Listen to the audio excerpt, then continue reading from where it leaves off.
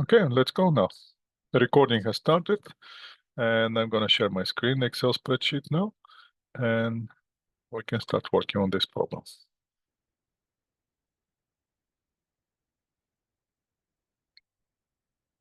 There you go.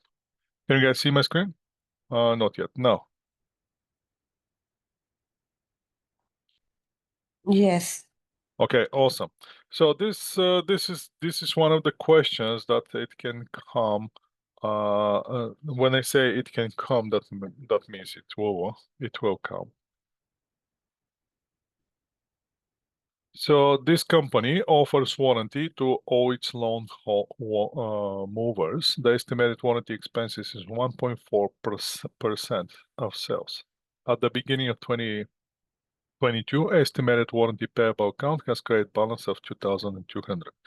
During the year, this company has $580,000 of sales and had to pay 8,750 on warranty payments and repairs. First, we have to prepare required journal entry to record the warranty expenses and warranty payments. Use December 31st for the journal entry date. And the next one is what is the balance of the warranty liability at the end of 2022? Indicate whether the balance is debit or credit. So once you see questions like this, obviously, first you have two things. First, you have to do the journal entry. Second, you have to get the balance. In order to get the balance, what I suggest you right away is open the T account right away. One T account, you can open it right away. 123, 123. So that's your T account right here. You can easily start working with the T account. Now, if you don't have Excel spreadsheet, you can easily do it on the paper. The exam, the way when you start the exam, you're going to see the exam is going to ask you to lock your screen. So your screen is going to be available only and only for the exam. So in that reason, you need a paper or you need a second computer or PC in order to have access to Excel. So what we're doing here, why I open this T account is because here this says, this company offers warranty loan. The estimated warranty expense is 1.4%. So that's how they're estimating the warranty expense. At the beginning of 2022, estimated warranty payable account had credit balance. So this is the key here, estimated warranty payable account. So this T account here is actually this estimated warranty payable account. That's what we're chasing here. And I'm going to paste it here. That's my estimated warranty payable account. I want it here. And I know that my beginning balance at the beginning of the year is credit, since this is a liability account payable. Beginning balance is $2,200. Okay, I have my starting point.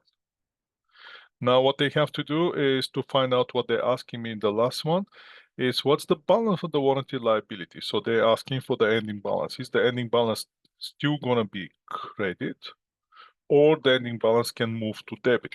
Is it possible estimated warranty payable account to end up with debit balance if this is your debit here and this is your credit? The simple answer is yes, it is possible. This account, it's possible at some point to somehow to end up with debit balance. So don't get scared if the account ends with ending debit balance. It's totally okay. So now what we have to do is number one, since we have our starting point, we have the account. We made this open the account, the starting point. Now we're chasing the ending balance. Is it going to be here or is it going to be here? Where it's going to be? The next thing that we have to do is now chase the requirements. First, we have to prepare the journal entry. Well, let's prepare the journal entry. We use December 31st as a entry. There is no magic here, nothing scary. And let's go. First one, we have to require entry to record warranty expense. So which account we're going to debit then? If it's asked for warranty expense, which account you're going to debit? Any suggestions for account that we're going to debit? Expense payable. Sorry? We have to record the warranty expense. Which account we're gonna debit? Expense payable, Why expense payable? because it's a warranty expense in the company. I understand that, but expense payable, if I debit that account, that means I'm paying it. I'm only debit the expense payable account if my credit is cash. Warranty expense. Warranty expense, that's why I highlighted. If you're wondering why I highlighted warranty expenses, just to bring you that you have to debit the warranty expense. And if I debit warranty expense, which account I'm gonna create? The estimated warranty expense. No, estimated Wait. warranty what? Payable. Payable. Do you understand? It says in the question. You don't have to, wondering here. You just have to see the question, what the question says, and yes, just to use the accounts which are in the question. Do you see how easy it is? That's why we open this estimated warranty payable. We're not opening just because I like so much this account, so I just open it. No, I'm opening because I want to use it. And as you can see, the balance here is credit. So that means my first entry will be related to credit to that account. So I can increase the payables. Now, the only question is, how much will be the amount?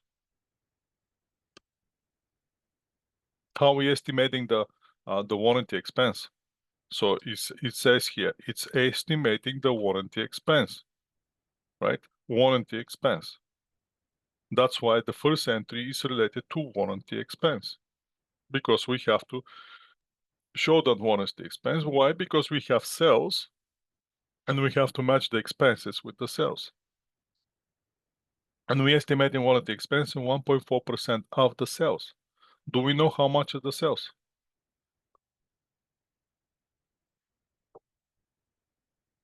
.4%. So this is my sales, right?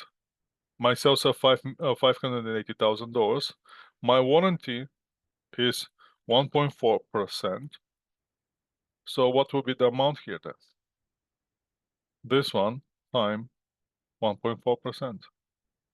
And that's my warranty expense.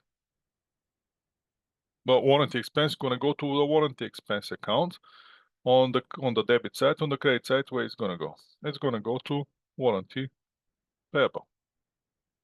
Now I have on December 31st, December 31st, I have entry here. I credited this account with 8,120, right? And that's my first entry. Now let's do the second entry. What will be the second entry? Well, it says here for the payments. We did already for the warranty expense. Now let's see the second entry for the payments. Okay, what's happened with the payments? First, they have that much sales, and then they paid 8,750 warranty payments for repairs. Okay, they paid it. So that means we're gonna have debit and we're gonna have credit. If you don't know which account we should debit, let's go with the credit account because that will be easy. What they did, how they settled the warranty. It says here, they pay out. Make sense? What means pay out? What they give up? Cash. Cash. So my credit is cash. Cash is gone. How much cash gone? 8750, right? That's how much cash gone. Why the cash gone? Because I paid warranty. Make sense? Yeah. So I had a warranty liability before. Now I settled that liability. So which account I have to debit then? Estimate warranty payable. Exactly. Estimated warranty payable. With how much? With exactly the same amount. So now I have the second entry, which affect this account, which is on December 31st. I have on the debit side, I have 8,750. Correct? Now, can you tell me what's the ending balance? Will be beginning balance plus credits minus debits. And that's my ending balance. What is my ending balance? Is it debit or credit?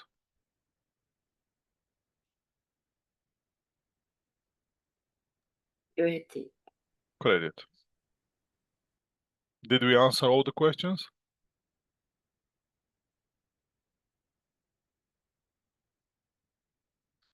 How It- long should, yes, so how long should take you this type of questions to solve it?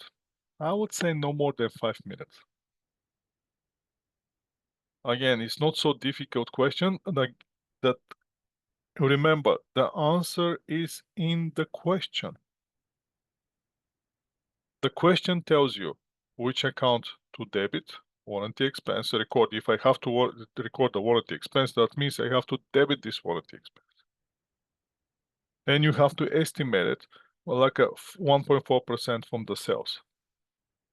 Which account you're going to create? Well, the account that we're chasing. We're chasing estimated warranty payable. That's why that account is given to us with the credit balance.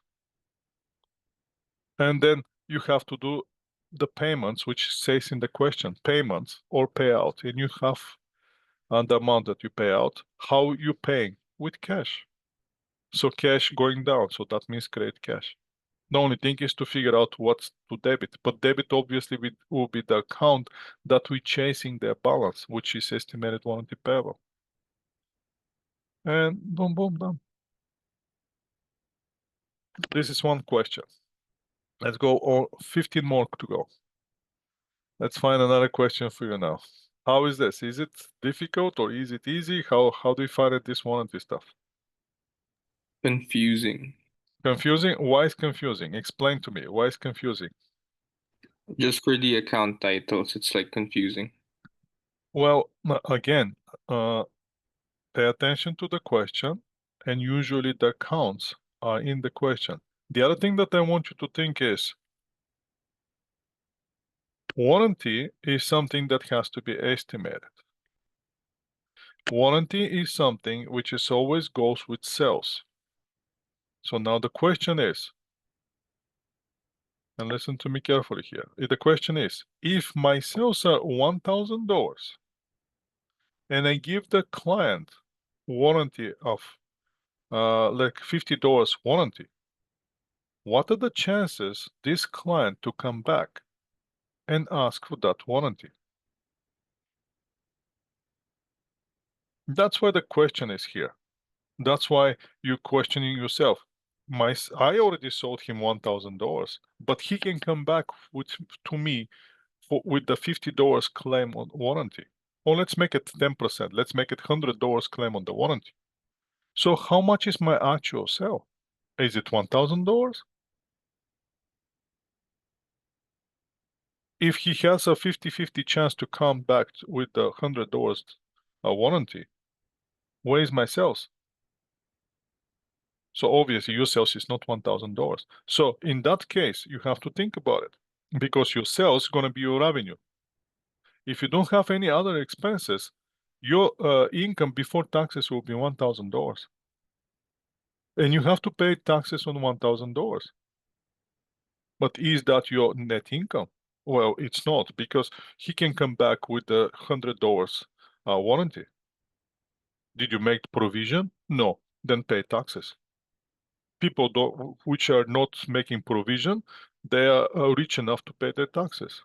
Because the people who are smart, they're realizing right away, oops, my sales are not $1,000. My sales are actually $900.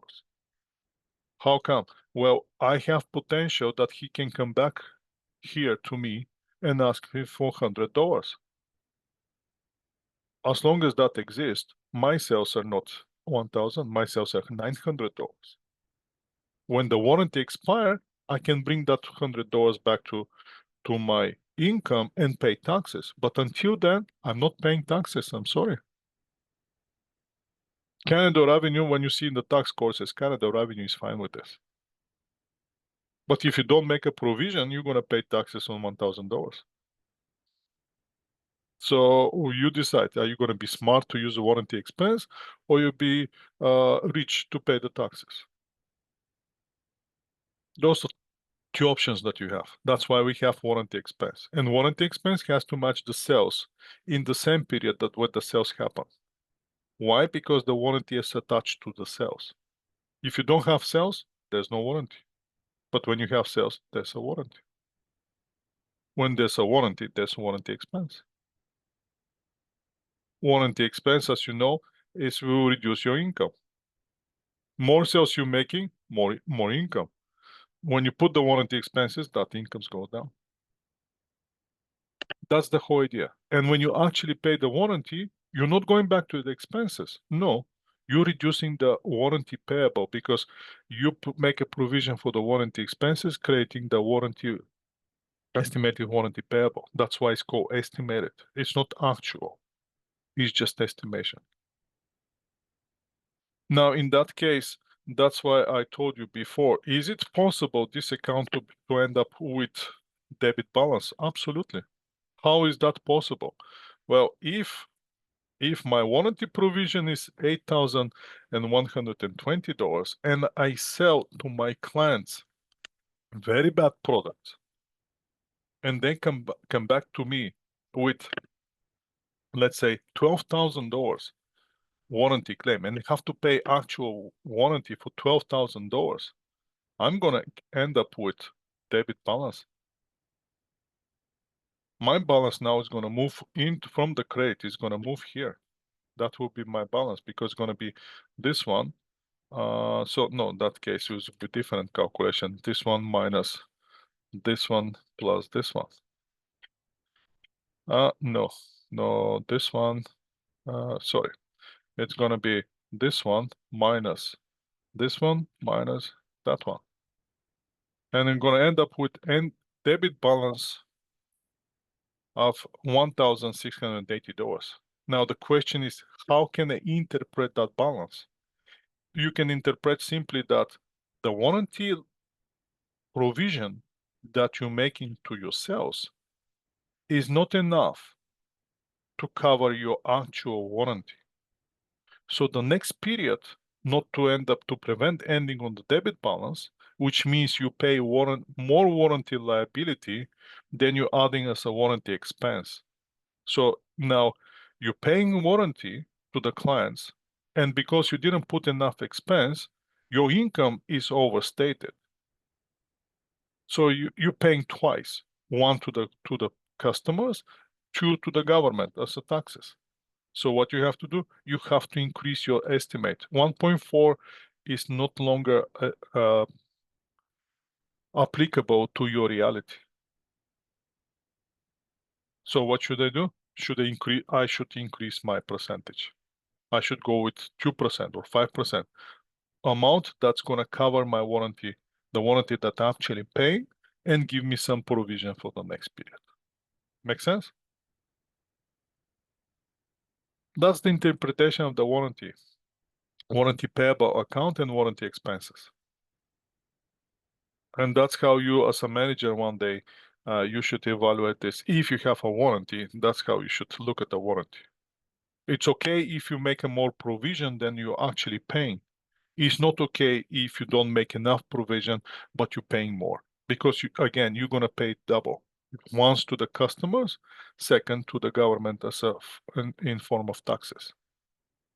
Why? Because you're overstating your income. Make sense? I spent too much time explanation this, but I hope that helps. Now let's see another question here. Let's see what kind of other questions I have for you. Again, give me some time to look at the questions and come up with some interesting example. Yes. I want you to show me that you know how you're doing GST. How are you dealing with GST? In terms of next question will be, let's move this one here. Will be for GST. So I'm gonna delete everything because I don't need these things. And we're gonna start from the beginning. Let me pull one question which is close to the question that you might see. And let's play with that question.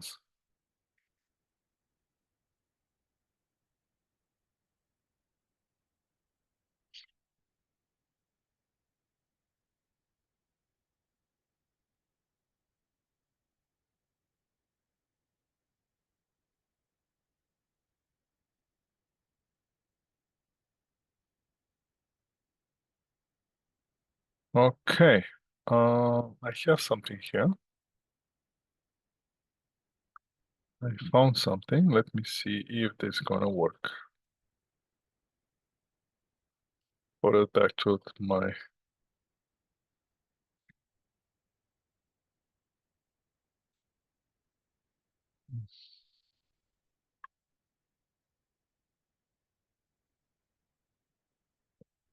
Okay, now I can share my screen. Let's resume the sharing. Now you can see my screen, correct? This company is a business located in Alberta, purchase 15,000 inventory for resale on account. That will be probably the first journal entry. Okay, next one is on July 5th, record the sales of the merchandise on account for 20,000 plus tax. Okay, that most likely will be the second entry. Let's get this one. And next one is on August 10, remitted GST to receiver general. They had no other sales or input tax credits, so only those two are related. And the requirement is journalize all three transactions. Which transactions we're talking about? We're talking about transactions for the purchase, transaction for the sale, and transaction for the remittance of the GST to receiver general. Or receiver in general, that's Canada Revenue. One day when you start writing checks in the company that you're working, you're gonna address those checks receiver general. That means Canada Revenue is gonna receive. So let's go. First, July 10. What's happened on July 10?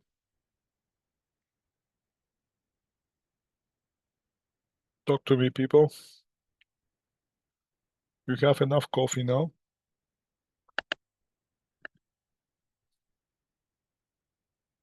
What happened on July 10?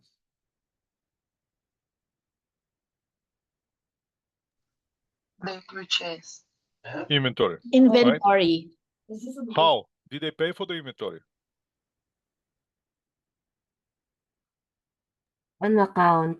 On account. Okay, debit. Which account I'm gonna debit? What we get?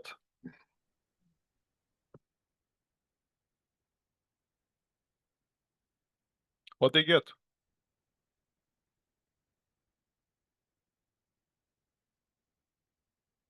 Inventory. Inventory, of course.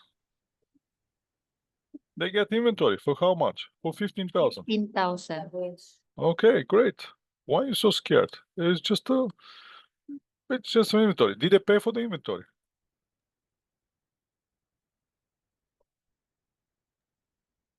Accounts payable.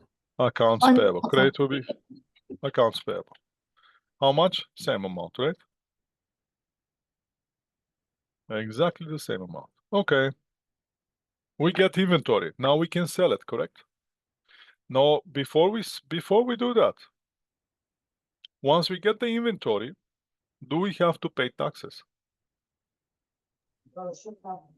No, Why not? it should be GS because we purchase. Once we purchase, we will recover GST, right? Okay, so we're gonna go debit GST. So yeah, 15,000 times 5%, so GST, but 700. what will be the account? GST recoverable. Recoverable. Recoverable. Okay. And we're gonna pay the GST will be the GST is 5% in Canada. So we have to add another 15 times 5%, right? So 750. 750. So how much will be our accounts payable? We have to add more, right? That will be sum of those two. 15,750. That's how much we have to pay. Now let's do the sale. On July 25th, what's happened on July 25th?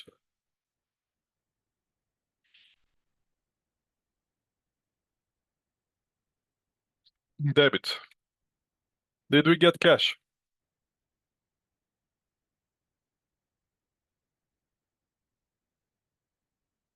No, Professor. No. No.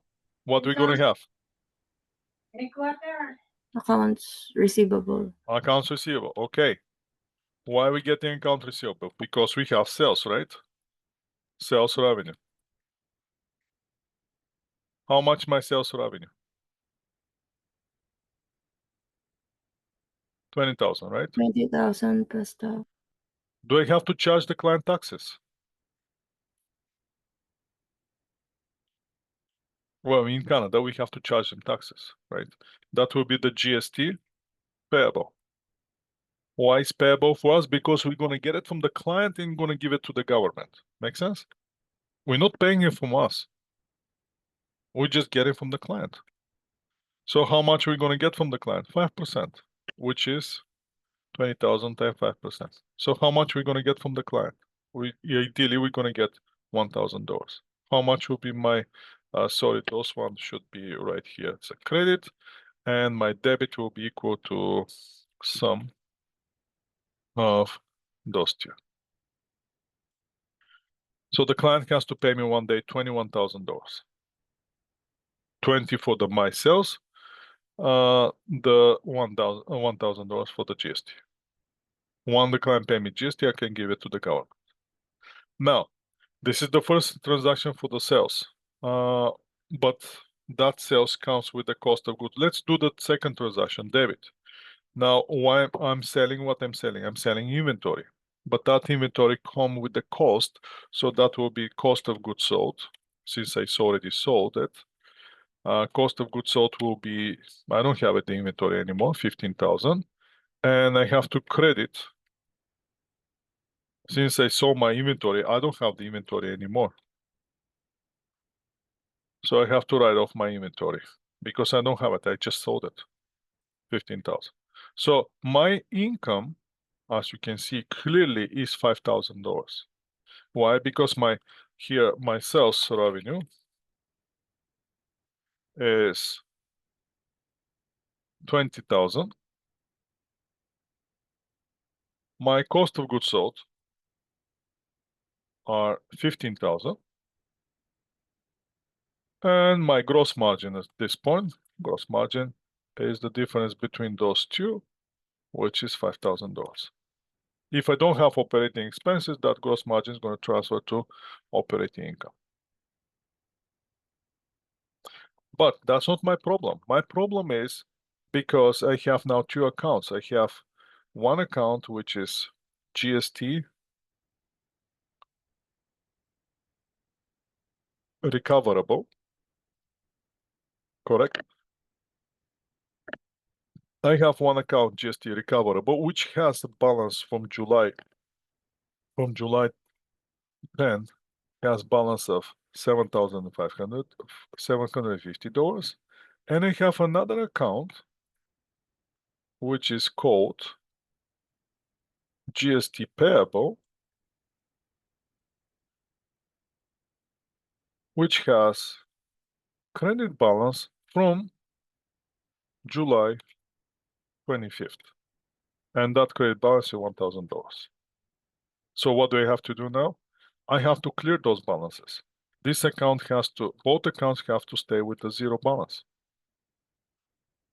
So at the end of the period, this account has to end up with zero and this account has to end up with zero.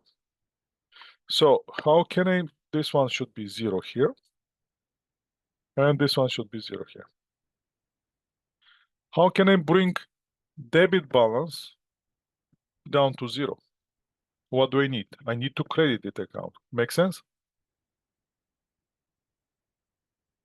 Are you guys with me? Yes, bro. So if I on August 10, what I'm gonna do is I'm gonna bring this account down to 0. So I have to credit if this is my debit here, and this is my credit. Again, debit, credit.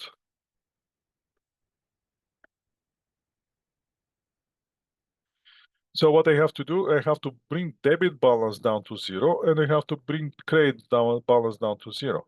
The debit balance, to bring it to 0, I have to credit this account. So one of my credits definitely will be GST recoverable. And how much will be that? It has to match this amount, so it has to be 750.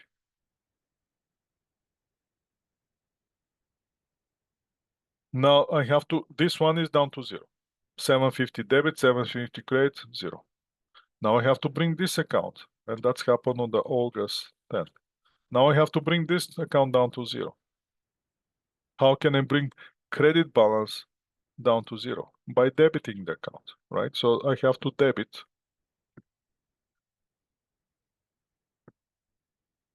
accounts payable with this amount, which will be equal to that amount. And that's going to happen on August 10th. Okay, my problem here with the GST is solved, but my entry is out of balance.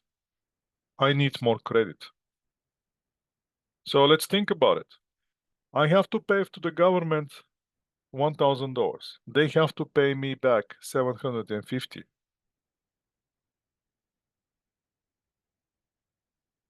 What I have to pay, is it equal to what I get? No. I still have to pay them cash $250. Make sense? Yes, bro. That's what you have to do. That's one question for you. I want to know that you know how to do GST. And how to, which one is recoverable, which one is payable, because in every company that you're gonna go, you have to do GST. Okay, let's pause this one and let's move to another question from your exam. Another question from your exam will be related to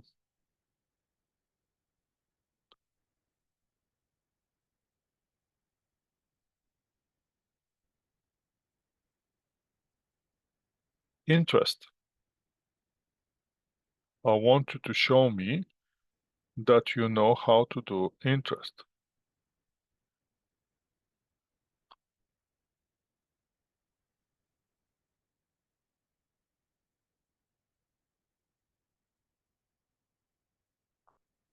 Let me work a little bit on the Excel spreadsheet and I'll show you that one.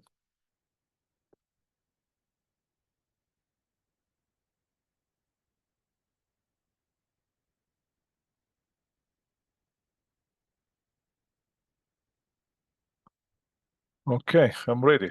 So the other question will be again the interest. This company on December 31st, 2022 purchased 6,000 equipment on 1 year, 9% not payable. So they didn't pay, they just give them not payable. Okay. So generalize the company purchase of the equipment, the accrual and the interest expense on March 31st. So let's break it down. Insert, journalize the company purchase of the equipment. That's number one. Second,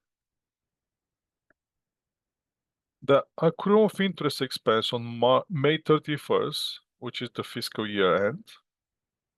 Number two. And number three is payment of the note plus the interest on December 31st. So as you can see, we clearly have to do 3 journal entries. This is perfect example of the interest expense and interest payments with the year end between before the interest payment. So what we have to do, on the reporting date, we have to show the interest expense, which clearly says here in the question, we have to make accrual for the interest expense. The questions already lead you what you have to do. And the last one is on the last one, you have to show the payment. How we usually pay. When somebody says payment, what do you mean? How do you pay? With diamonds or with potatoes, with tomato? How do you pay? Cash. So first, definitely the second entry has to have interest expense, and definitely the last entry has to have cash. On the first one, we have to purchase the equipment, so we're gonna get that equipment, right? Equipment is given, and we give them not payable. It's already given to you as a name. So let's go. December 31st. What's happened December 31st? Talk to me, David. What do we get? We purchase. What we purchase? Equipment. Equipment. For how much? 16,000. $16,000. Let's get it this one. $16,000. How did we purchase it? Did we pay cash? No. Is it on account? Is it on account? Notes. No. We give them not payable. Do you see? It's given to you. What you have to do is you have to read the question, and you see I purchase, which is the action verb purchase. What do I purchase? I purchase equipment. So debit will be definitely will be equipment. Now credit is how did you pay? With not payable. Credit not payable. $16,000. In the question you have the answer. Now what's the next one? First entry is done. This one is finished. Let's go with the next one. Let's accrue the interest on May 31st. So what will be the date? May 31st. What's happened on May 31st? It's our year end. What we start asking? Okay, year end, May 31st. Is there anything that we have to pay? Did we use this not payable from January to May 31st? Was that not payable outstanding? Yes or no? Yes. Yes. If the not payable is outstanding, do we owe interest? Yes. Yes. If we owe interest, is that a liability for us? Yes. Yes. Yes. Okay, let's show the liability. Credit, that will be interest payable, right? That's how we're recording liability. Interest payable. Why is interest payable? What do we owe? We owe interest expense. Make sense?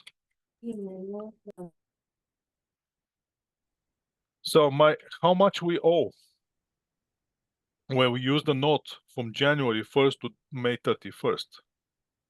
Make sense? So Yeah. now we have to get from January 1st to May 31st. 5 months. 5 months. We have it outstanding from 5 months. Now, what's the interest rate? 16,000. Interest rate? No, interest rate. 9%. 9%, sorry. 9%. 9%. Okay, interest rate is 9%. What's the principal? 16,000. 16. Principal is 16,000. Okay. How much is my interest for the year? Annual interest. My annual interest is for the whole year I owe 16 times 9%, right? 1,440 for the whole year. Mhm. Make sense? Mhm. Yes. All right. From January 1st to May 31st, do I have 1 year? 5 months. I have No, only it's 5 not. months. It's not the whole year. It's just Right. 5 months. Okay, 5 months. So let's go it. How much is the interest per month? It's 1,000. Per month. 120. Interest per month. Since we have 12 months per year, right? We're gonna be this one divided by 12. Mhm. So how much will be the interest for 5 months for the period? 600. 100. Make sense? Mhm. In the interest for the period, it will be, since this is 5 months, we clearly estimated 5 months. January, February, March, April, May, 5 months. 120 times 5 months, $600. So my interest expense here will be $600. How much I owe to these people? I owe them $600. Do I have to pay them now? No. No. No. Because if I have to pay them now, there will be no interest payable, right? Mhm. When I'm gonna pay them? I'm gonna pay them on December Mhm. 31st. Let's pay them December 31st. Let's go now December 31st. Now, what we gonna pay? How we gonna pay? Credit? Cash? What we gonna pay? Interest. So first we're gonna pay the interest, right? Mhm. Cash. Let's pay the interest first. How much interest we gonna pay them? 600. No. Oh, sorry. Yeah. 1,440. No, 1,440. We're gonna pay them the entire interest. Mhm. Now, we already show the interest expense for 600. Let's close this interest payable first. Debit interest payable. We're gonna close the interest payable because we don't want it anymore. And that will be 600. And the rest, what will be the rest? Interest expense. Make sense? Mhm. I have a question. Yes, Why we're paying the whole amount of the interest here? because it's the end of the year. So we're paying the. Because it's December 31st. Okay. Okay. Right. Got it. Mhm. Make sense? Yeah. You have to pay them the interest now. Thank you. And then this one will be this one minus that one. So we're gonna pay them the interest for how many months left? I have here 5. How 7. many months? 7. How much was per month? 120. So how much will it for 7 months? 840. 140. Because those two give me 1,440. Make sense? Mhm. Yeah. Mhm. Now I have one interest expense for 600 here, second interest expense for 840, and that's exactly give me 1,440, which I'm paying cash. Mhm. So I pay them the interest. What else I have to pay them?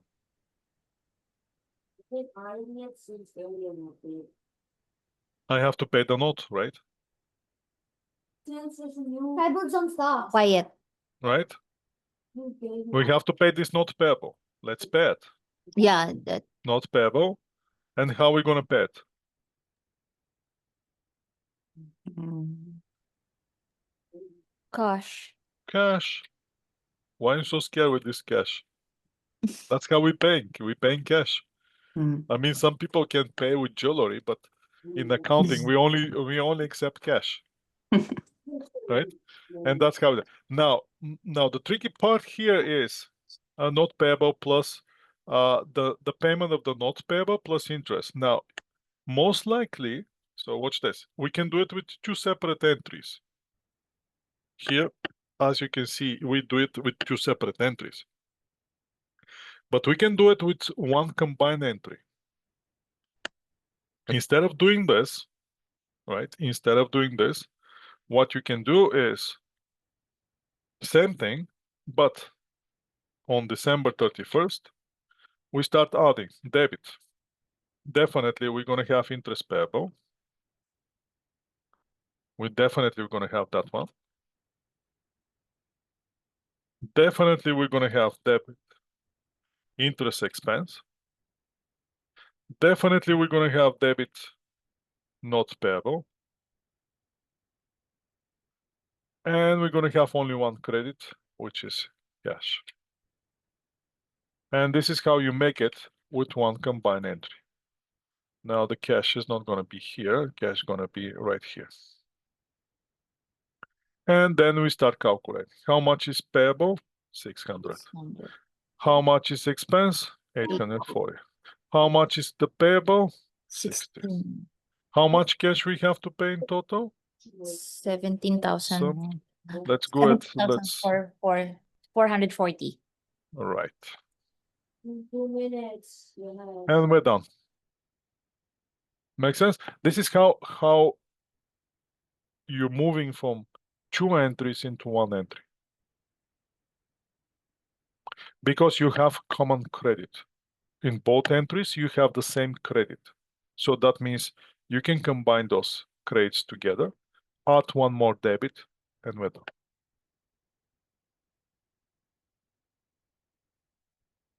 Questions for this question?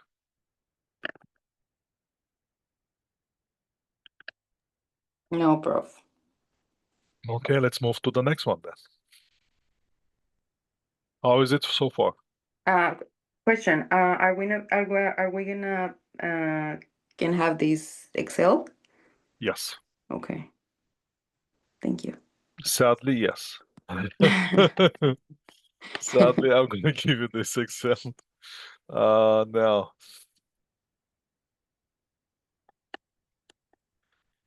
Now I'm gonna give you one question. You're gonna have one question for payroll. Now the payroll, let me see if I can find something with the payroll. On the payroll, you have to just show me the calculations. It's not gonna ask you for journal entry or anything like that. You just have to show me the calculations in terms of, let me see exactly how is the formulated question. Trying to see, can we see something like this? Something similar. Not bad. So as you can see, I'm trying to use the questions which you can one day, if you end up working, probably sooner than later, you can use this knowledge and transfer it to your working place. Probably this will be the closest one, what I'm trying to give you.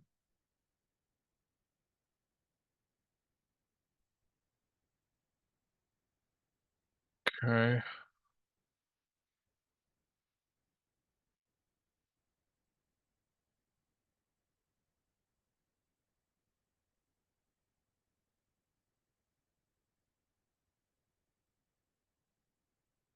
Let me see if this is gonna work. Just give me a second. I want to play a little bit before I give you this.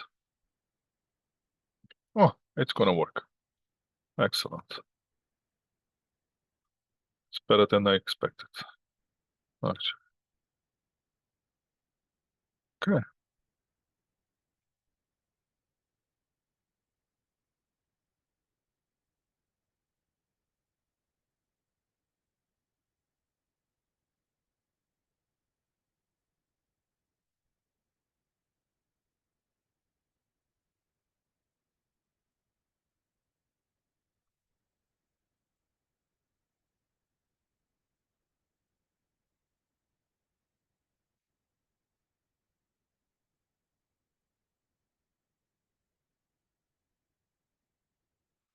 Okay. Almost there. Just a little patience, please.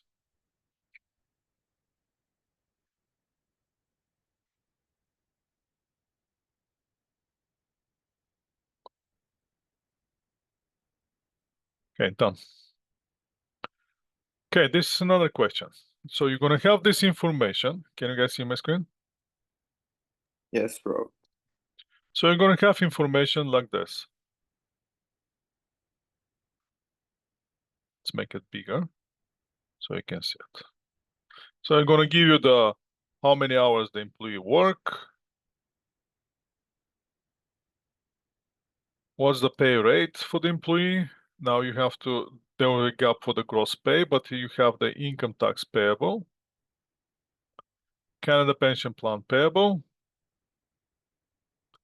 employment insurance payable, total deductions, net pay. How much is the gross pay?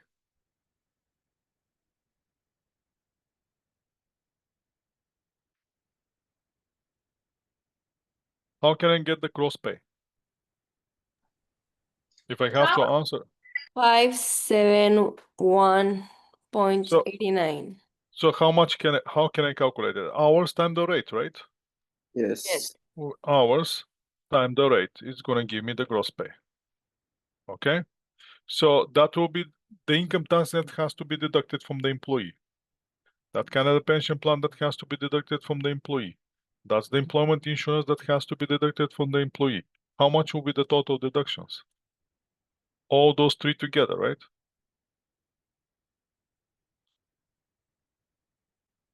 Correct?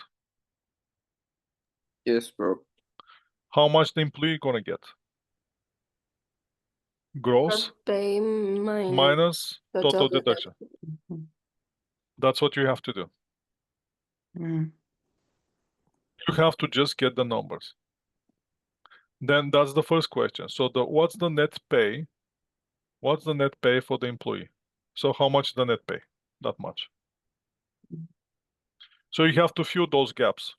Those will be gaps and you have to fill it. Gross pay that much, income taxes that much, Canada pension plan payable that much, employment insurance that much, total deduction that much, net pay that much. What's the employer share of Canada pension plan and employment insurance cost? Now, how much the employer has to pay? This is for the employee. Let's go to the employer.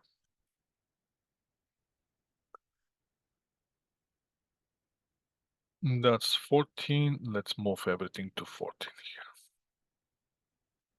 Now tell me, employer, how much will be the Canada pension plan payable for the employer? For the Canada pension plan, if you remember, the ratio is 13.02. 1 to 1. Right? That's the ratio, 1 to 1. For every dollar that the employee pays, sorry, let's move it this 1 to 1. Yep. For every dollar that the employee pay, employer has to pay the same. So that will be exactly the same. There will be nothing. Then we're going to the employment insurance. Let's move the employment insurance right here. No, not here. Here. C, Control V. Employment insurance. On the employment insurance, now for the EI employment insurance, now the ratio is different. For every dollar that employee pay, employer has to pay 1.4. Make sense? Are you guys with me? Yes. So how much the employer has to pay? 13.20. This one time 1.4, 13.29. right? The amount time 1.4, 13.29. How much is the total for the employer? No, not there. Employer share pension. Oh, no, we get the pension. So this is the answer 1. This is the answer 2. I get stuff again. We get the number 2 answer. Yeah. Now, the next question is, this is the company. How much they owe to the Canada Revenue for this period? So let's think about it. 2 owe to CRA, Canada Revenue. First, they owe income tax payable, correct?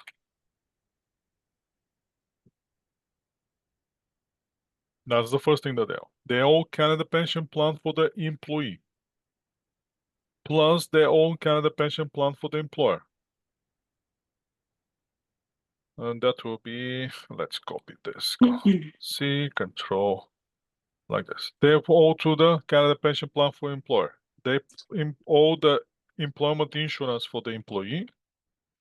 And they owe employment insurance for the employer. So this all together are 123.80. This all together are 43.31. So the employer owes to the government 167.11. Make sense? Yes. Mhm. Total owe to CRA. And that's your answer here. Let's make this one. This is not part of our answers now. Okay, that's how it is. All right, and what's the total payroll cost for the period? How much cost us for us as an employer, cost of payroll for the employer? So the employer has to pay the gross pay, correct?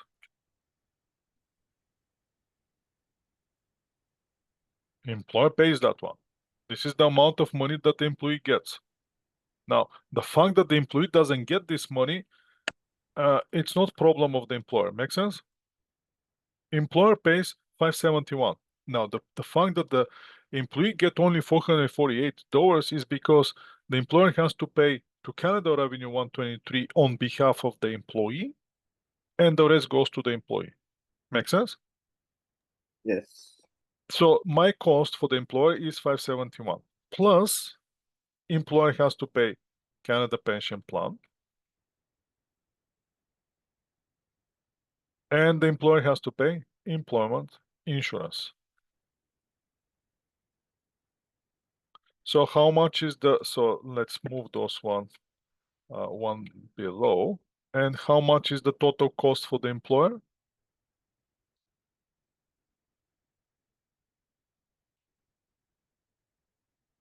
Can you see it?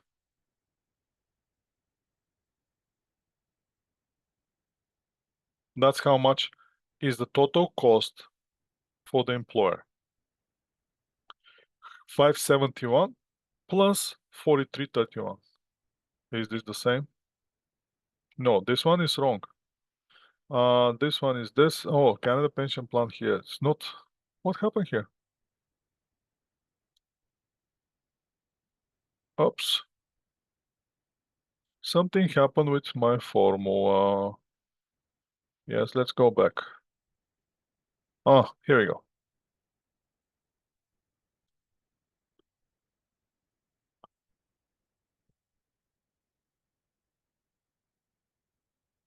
Control V. Now it's different story. Is that? And now my total cost as employer will be 620. $615.20. That's my total cost as employer. Why? Because I have to pay the employee 571.89. I have to pay my portion to Canada Pension Plan, which is matching the portion of the employee. And I have to pay my employment insurance, which is 1.4 of whatever the employee pays. So in total, I have to pay the gross plus 43.31, which is $615.20. Make sense?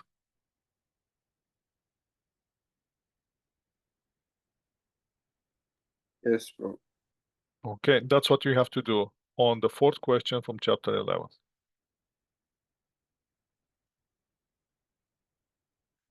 Now we can move to the next chapter. Chapter 13. Let me see what kind of question I give you of chapter 13. Oh, this one is a very easy question. Why I'm not sure why I'm giving you this one.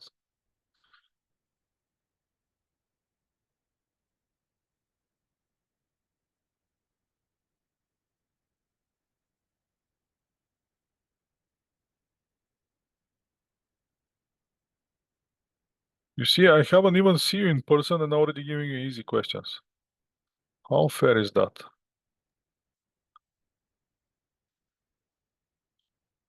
Which I'm looking for.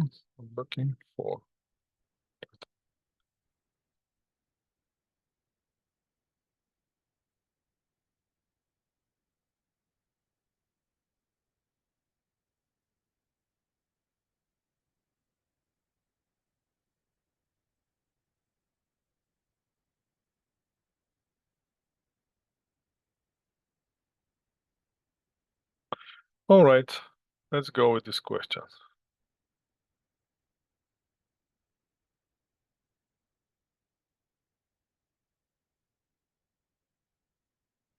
Let me see if they're gonna let me post it here. No, it's not gonna let me, so I have to do different story. Oops. Let's see it this way. All right, I'm getting somewhere.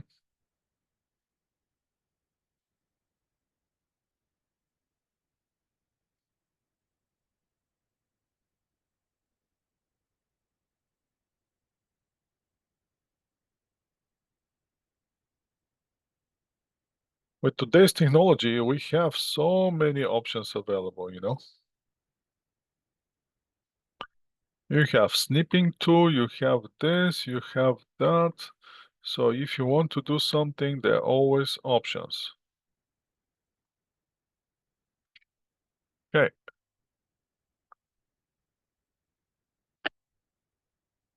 Okay, I think we're ready.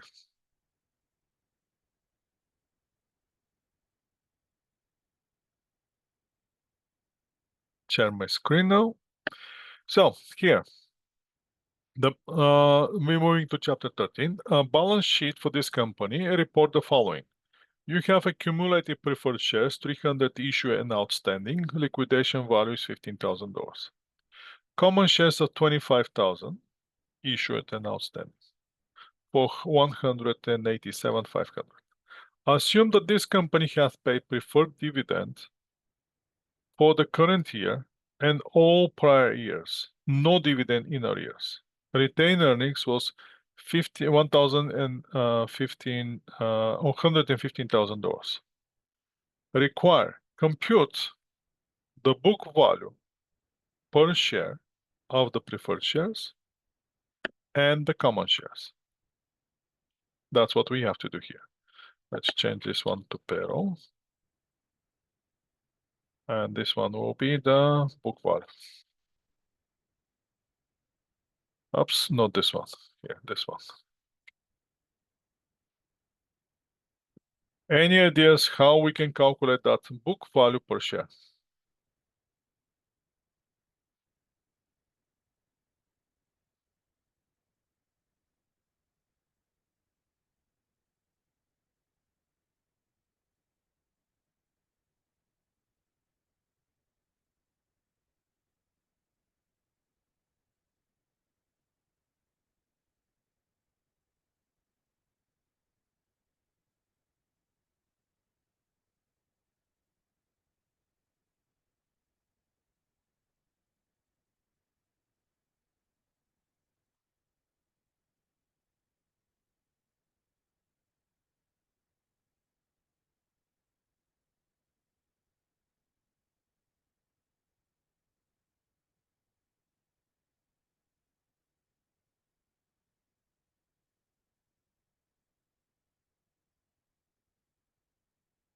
Any suggestions?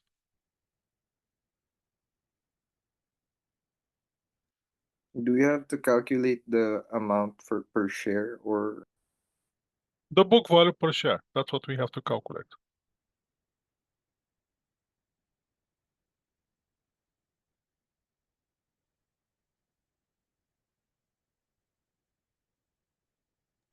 is it 15,000 divided by 300?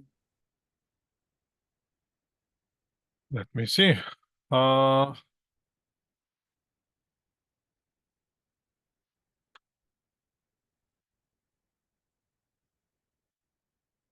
just a second.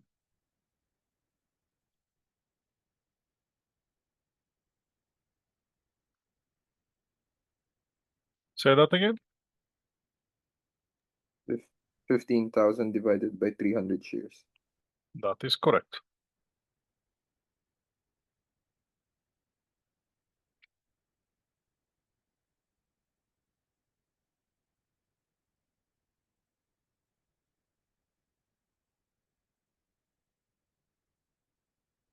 For the preferred shares, that's correct. Now let's go with the common shares.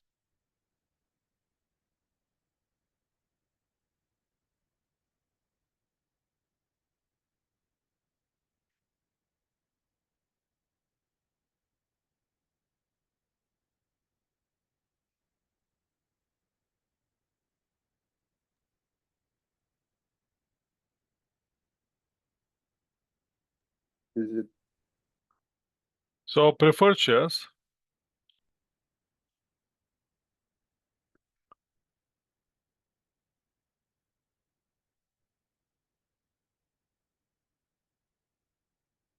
will be the value of the shares sitting on the balance sheet is 15,000. Number of the shares, that will be the value or the balance. Let's go with the balance on the balance sheet. Balance is 15,000. Let's make it bigger so you can see it. 15,000 is the balance. Number of the shares sitting. Number of the shares are 300 outstanding, correct? So the book value here is equal to the balance divided by number of shares. $50 per share. That's dollar amount, that's dollar amount. So the next one, common shares. Okay, now we still gonna have the balance, right? For the common shares.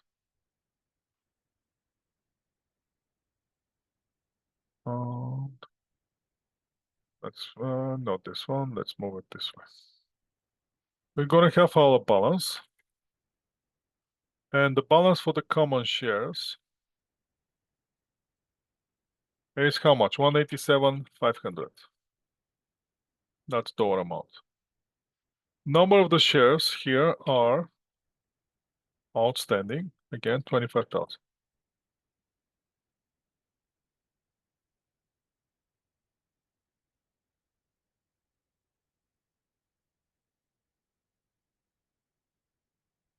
And that will be like this. Number of shares, 5,000.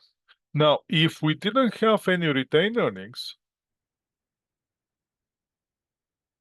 if we didn't have the retained earnings, the book value, for the book value of the common share, we're going to use exactly the same formula like before. So the number, the book value of the shares will be 750. But we do have retained earnings. So where that retained earnings is going to go?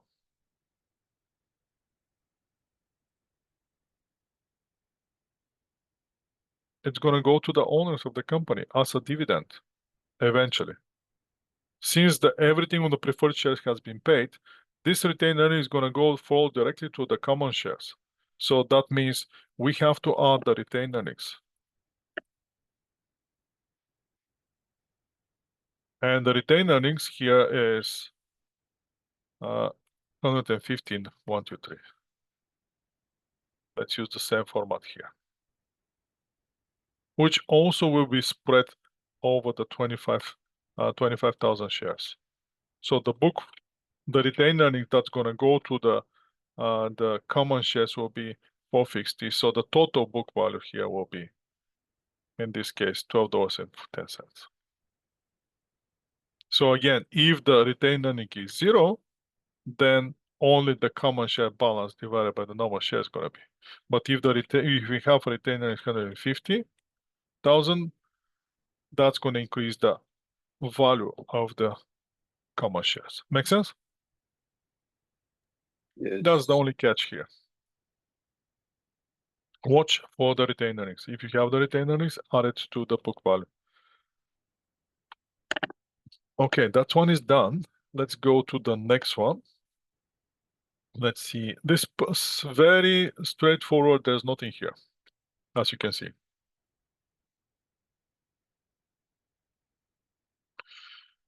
The next question that I want you to show me that you know how to do it is, looks like this. Let me see, where is it? Oh.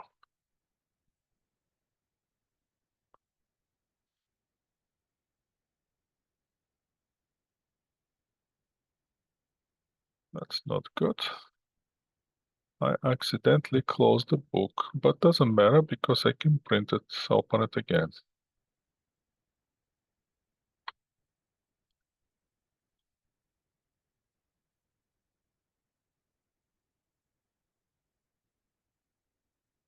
Okay, the textbook. Now let's go to the textbook. Just give me a second to go back to the textbook and get some question from the textbook. I don't know why I accidentally closed it.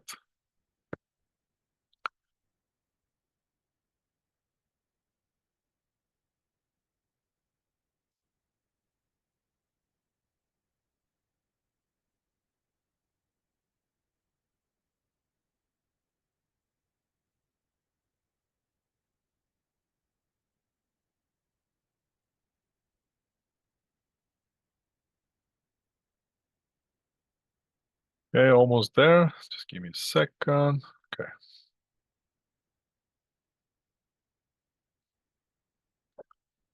All right, we're gonna have interesting question here. Let me go here. We don't need this one.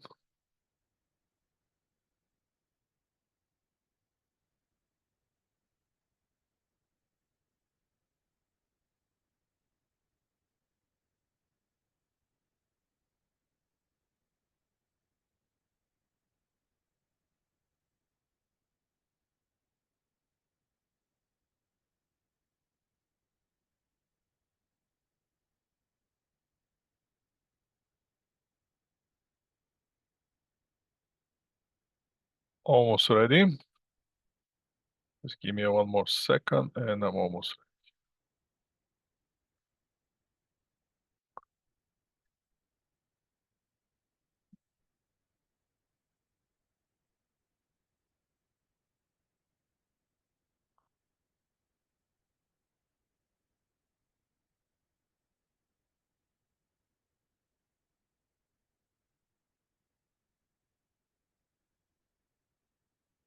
All right, let's share the screen.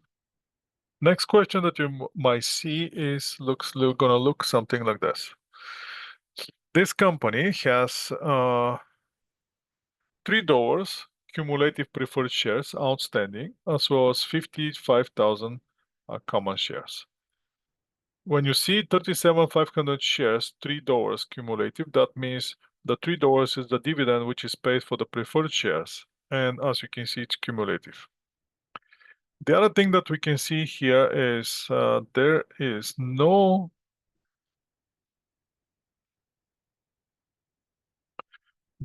dividend in arrears, means that there's no dividend that hasn't been paid to the preferred shares up to this point. So all the dividends, which is $3 per share, which are owed to the preferred shares, has been paid up to this point.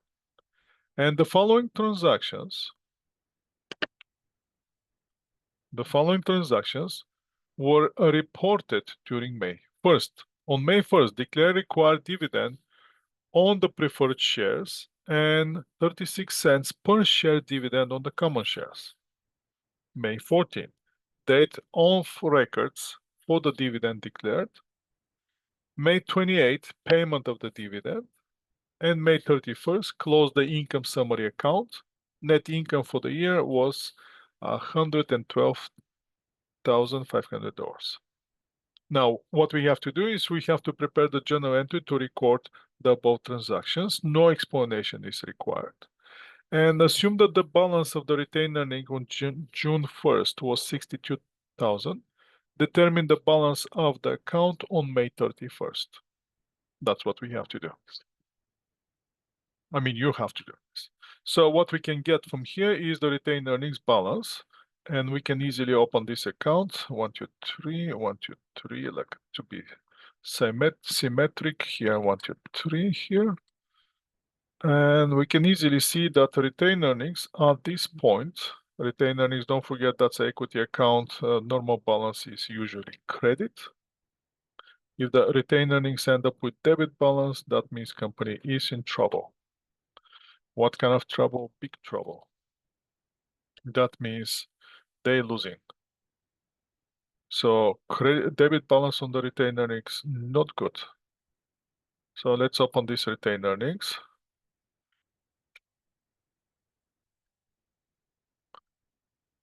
And stretch it here.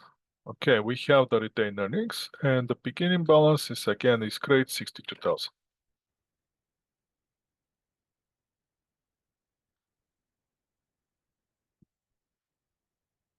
All right, so now what we have to do is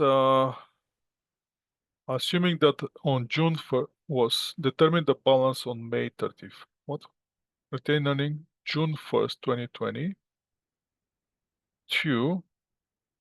was 62, determine the balance on May 31st. Okay, at the end of the year, how much is the balance here?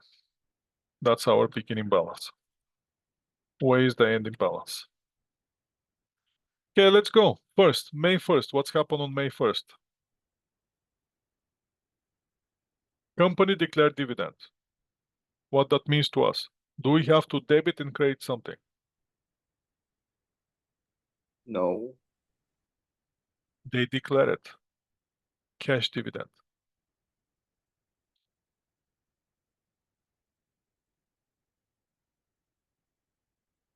Oh, yes. Yes, we do have to declare it. What will be that?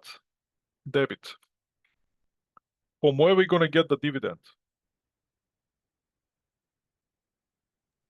Preferred shares. No, we have to pay it to the preferred shares. The credit will be preferred shares. Dividend payable. Dividend payable. Preferred shares. And we're going to have a dividend payable credit. That will be not here. That will be right here. Oh, sorry. What happened with my name?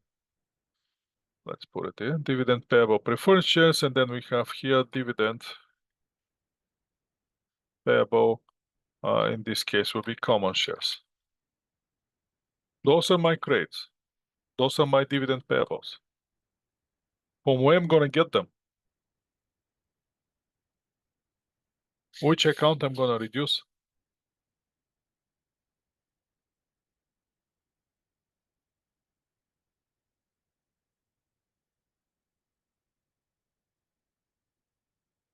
Any suggestions? Come on, people. We don't have much time. We have 1 more hour. Come on. We have a lot of questions to cover. Faster. Dividend. From where are we going to get the dividend? From which account?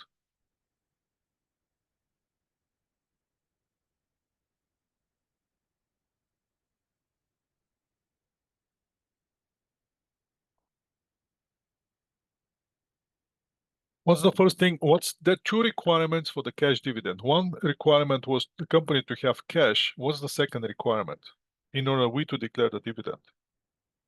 What company has to have?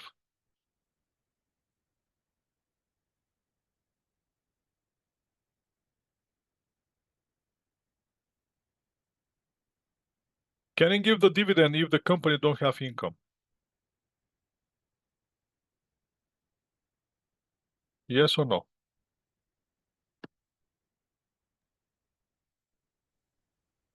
Are you guys there? No. Where the income goes, on which account the income goes?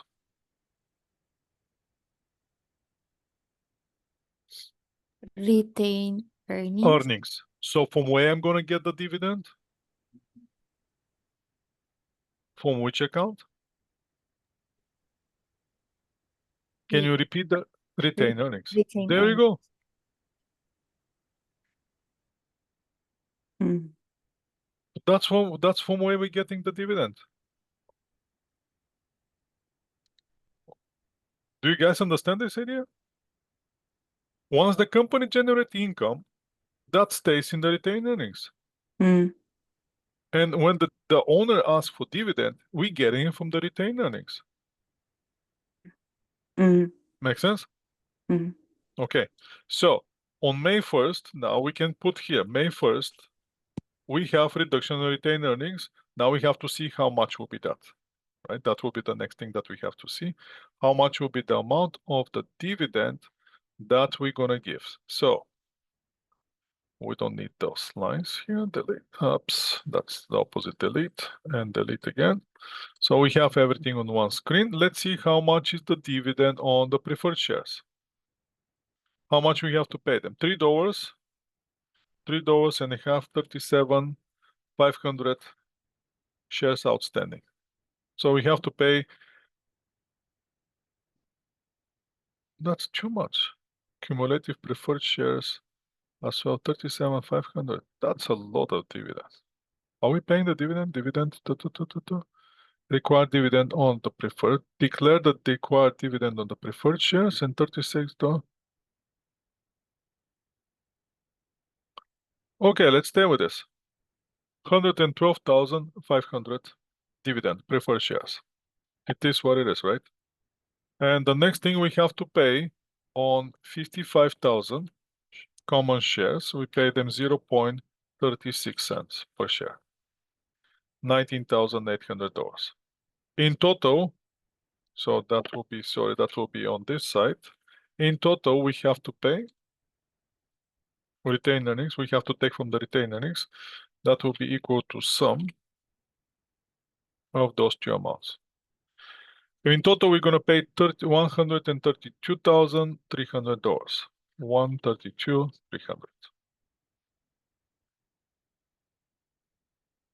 Make sense? Are you guys with me? Yes. Okay. Next day, we're going to the next day, which is the day of the records. Let's increase those 1 to 16. We're going to the date of records, which is May 14th. Journal entry. Give me the journal entry here. Debit credit. Date of records. Do we have to do journal entry or, and if I have to do journal entry, where will be debit, where will be credit?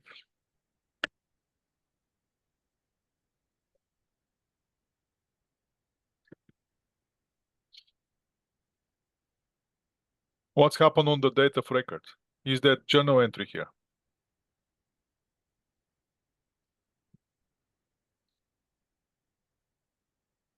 Yes or no? Make a guess. Come on. No. You have Mm. no. Okay, no entry.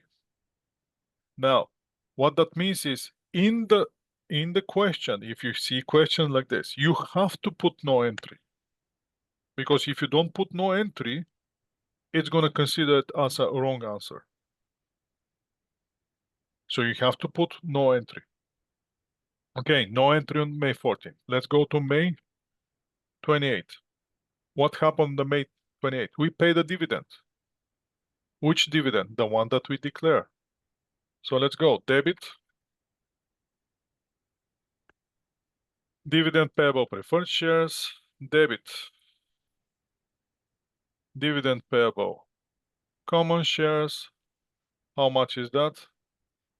12,500. Preferred shares, 19,800. On the common shares, how are we gonna pay this dividend?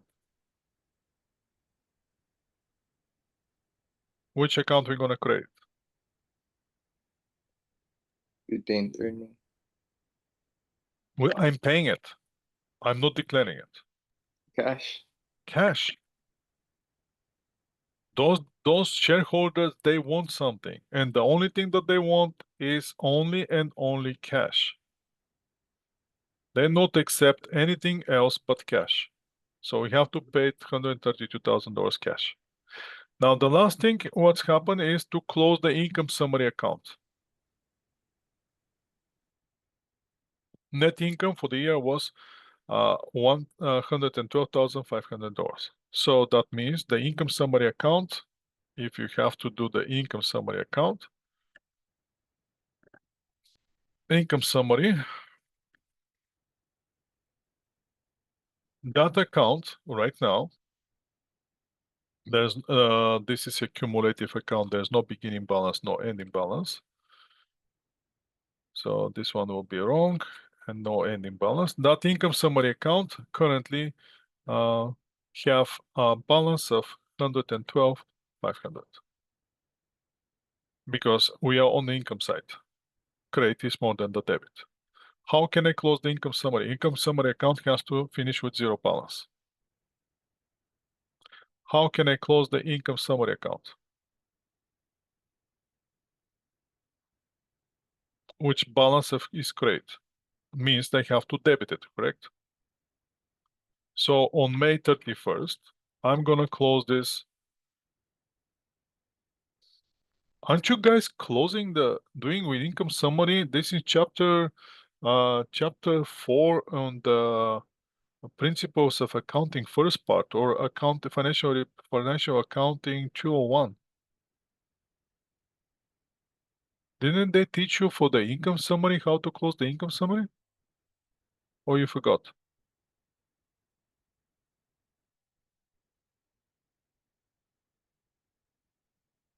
Anyhow, we have to bring the income summary down to zero. So we have to debit income summary. And we have to debit it with the exactly same amount, which is here, which is gonna be this amount. That's how we're gonna bring the income summary down to zero. And next period, we're gonna start adding again. And now, once we close the income summary, there's only one account that we can close the income summary. We're closing the income summary into the retained earnings. So then I'm gonna have credit.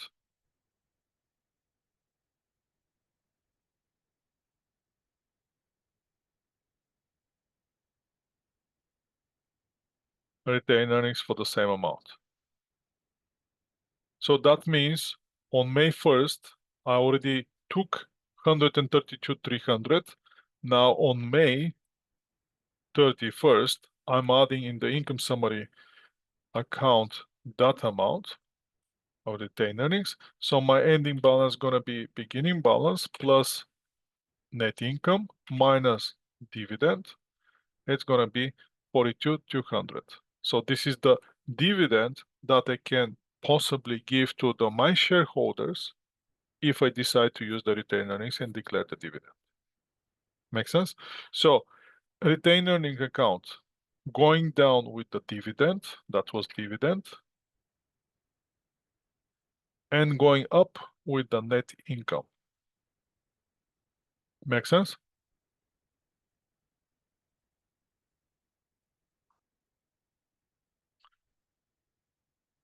That will be for the dividends. That's your question for dividend. Let's go now to the next question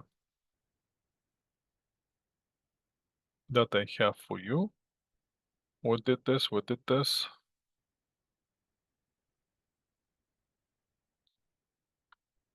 Next question, you have to show me that you can do a balance sheet. It's very straightforward. I'm not going to spend time on this one, but I want you to show me that you can do balance sheet. With all the element assets, so you're starting with the cash, accounts receivable, inventory, prepaid expenses, total current assets.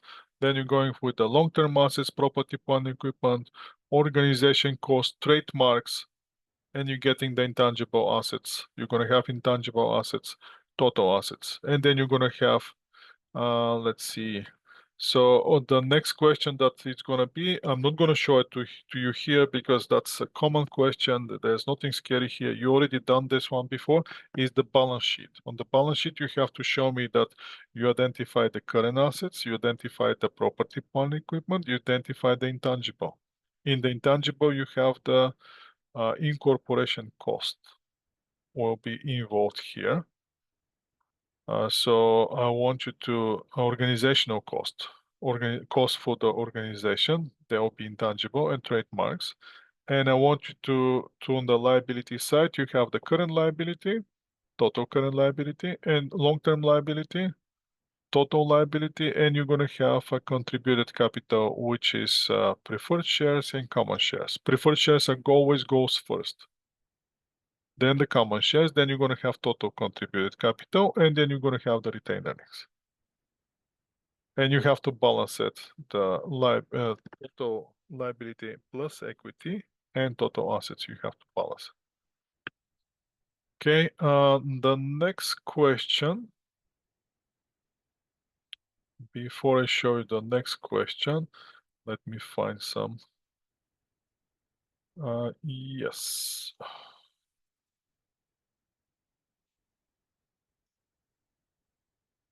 Let me see if I can find it.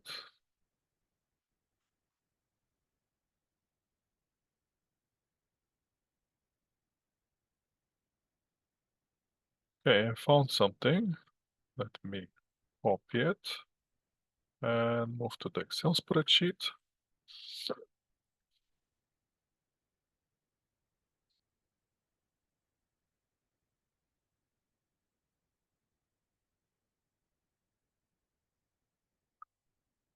All right. On the next question, we're going to have this company. Company has 50,000 0.5 preferred shares, 600,000 common shares issued and outstanding. That's what the company has. During the 3 years period, Array company declare and pay cash dividend as follows. On 2001, they pay 0 dividend. 2002, they pay 114,000 dividend. And 2003, they pay 260,000 dividend. That's how much they pay dividend. Make those bigger to match our format. Now require, we have to compute the total dividend to preferred shares and common shares for each of the 3 years. If, and there's conditions here. First one is that if the preferred shares are non-cumulative, if the preferred shares are cumulative, and for requirements, record the declaration, the dividend, the prepayment of the dividend, we're gonna see which is the requirement 1B. I don't see here requirement 1B, but let me see the question from where that came from. Oh, for the, okay. I see.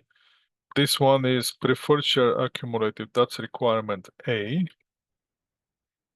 This is the requirement B.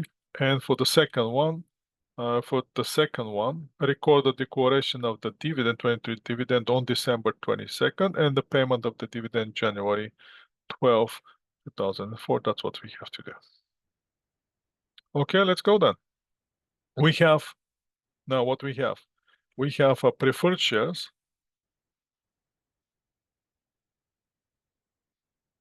And we have common shares.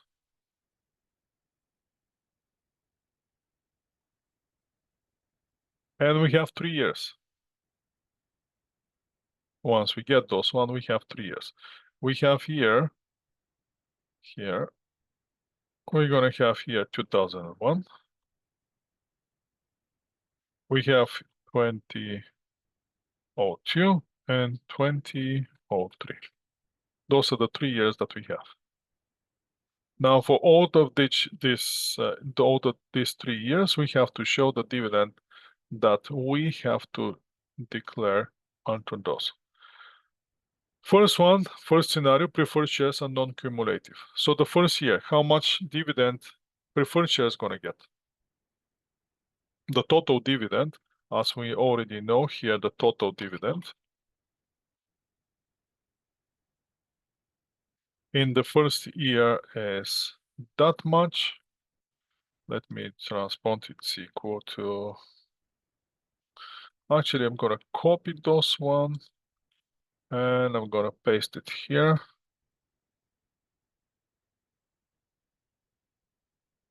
And I'm gonna increase the font like this.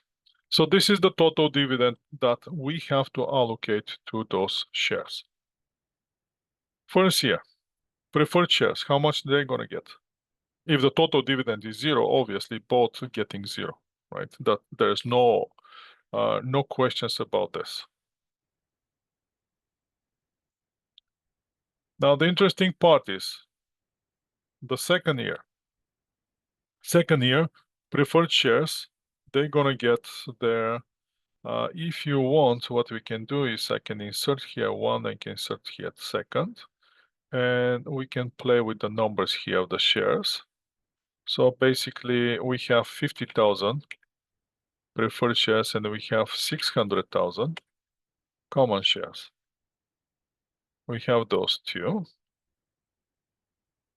Now the dividend which is paid for the preferred shares is $0.5.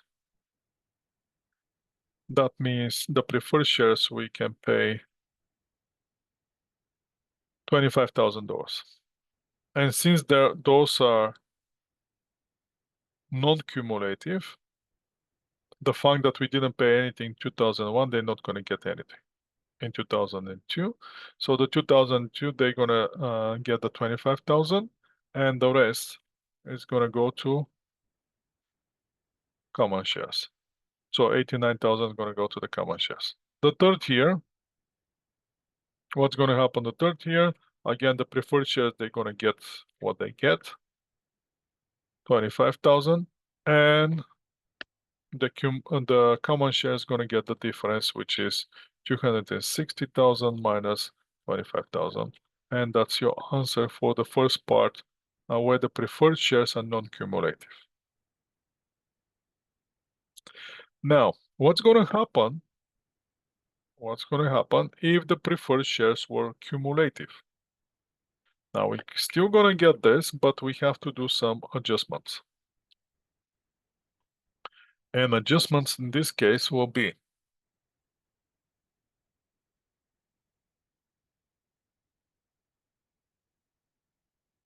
I'm thinking how to do it here.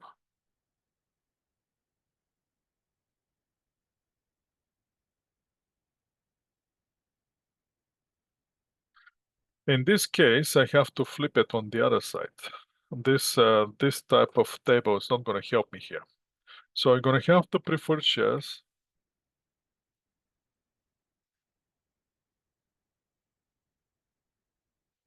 here, and I'm going to have the common shares here.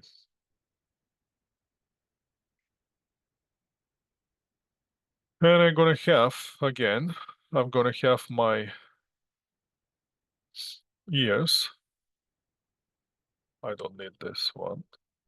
I'm going to have 2001, 2002, and 2003. Gonna leave a little bit space in between because most likely I'm gonna need it. So again, the first year, and that will be the total dividend. So the preferred shares, since the total dividend is zero, as we already know, the preferred share is gonna get zero, and the common share is gonna get zero. So 0 plus 0 give you 0. Now the second year, preferred shares are cumulative. The second year, 2022. What's gonna happen? That will be the dividend. Let's move it this way. Second year, 2022. The preferred shares, first they're gonna get their dividend for 2021. Since they're cumulative, they're gonna get that dividend, which is 50 cents per share. Oops, that's not what we're looking for. We're looking for the dollar amount. 25,000, they're gonna get 25,000. plus they're gonna get preferred shares for 2022. Let me highlight those years so we know exactly. That will be dividend, preferred shares for 2001, dividend, preferred shares for the current year, and the last one will be dividend for the common shares. Common shares. So the preferred shares 2022, they're gonna get another 25,000 since they're cumulative. And the first we're satisfying them. And then for 22 dividends for 2020. So now the common shares, they're gonna get only the difference, which is the total was 114,000. So in that case, for the common shares, gonna stay 114 minus 25 and minus 25. So in that case, they're gonna get only 64. As you can see, the comparison, and before they get to 89, but since the preferred shares are cumulative, they're getting less, $25,000 less.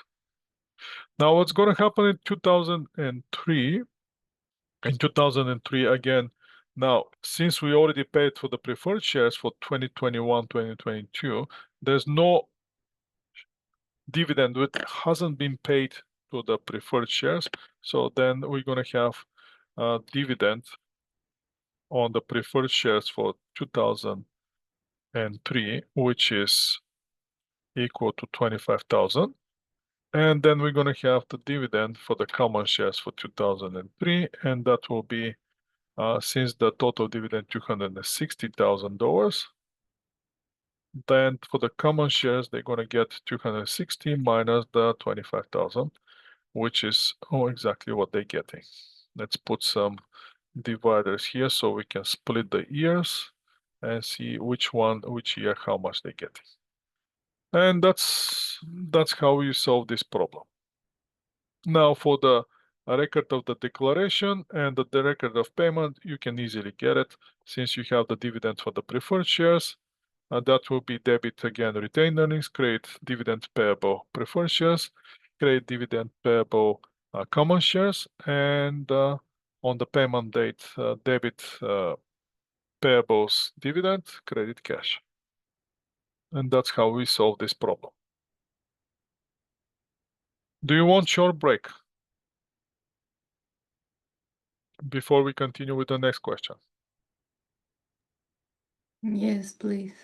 Okay, let's have a short break, and then we're gonna move to chapter 14. Okay, Prof. Okay, guys. At what time we should be back? Let's give it a short break, like 5-10 minutes. But don't Okay. worry, I'm gonna start the recording. So even if you're not here, you're gonna have the recording. Don't worry about it. Okay, thank you, Prof. No problem.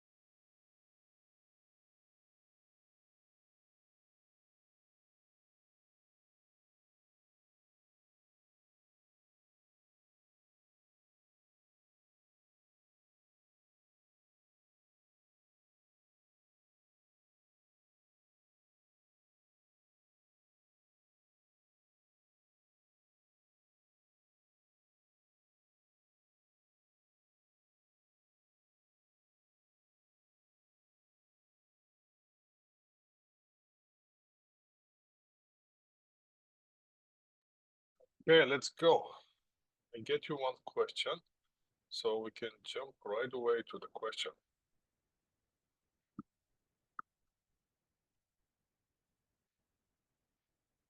To waste time now for me to get the question. This. So let's go with the question here.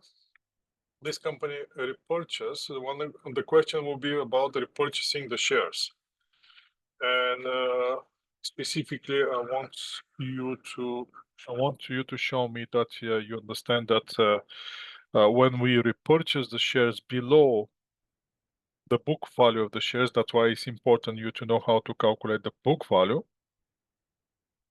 Once you get the book value, then you're gonna see when you're repurchasing the shares, you're gonna compare the price that you're paying versus the book value of the shares, and you're gonna see are you buying below or higher. So if you buy below, then you're gonna create a contribution surplus. If you're buying higher, you're gonna have to take it from the retained earnings.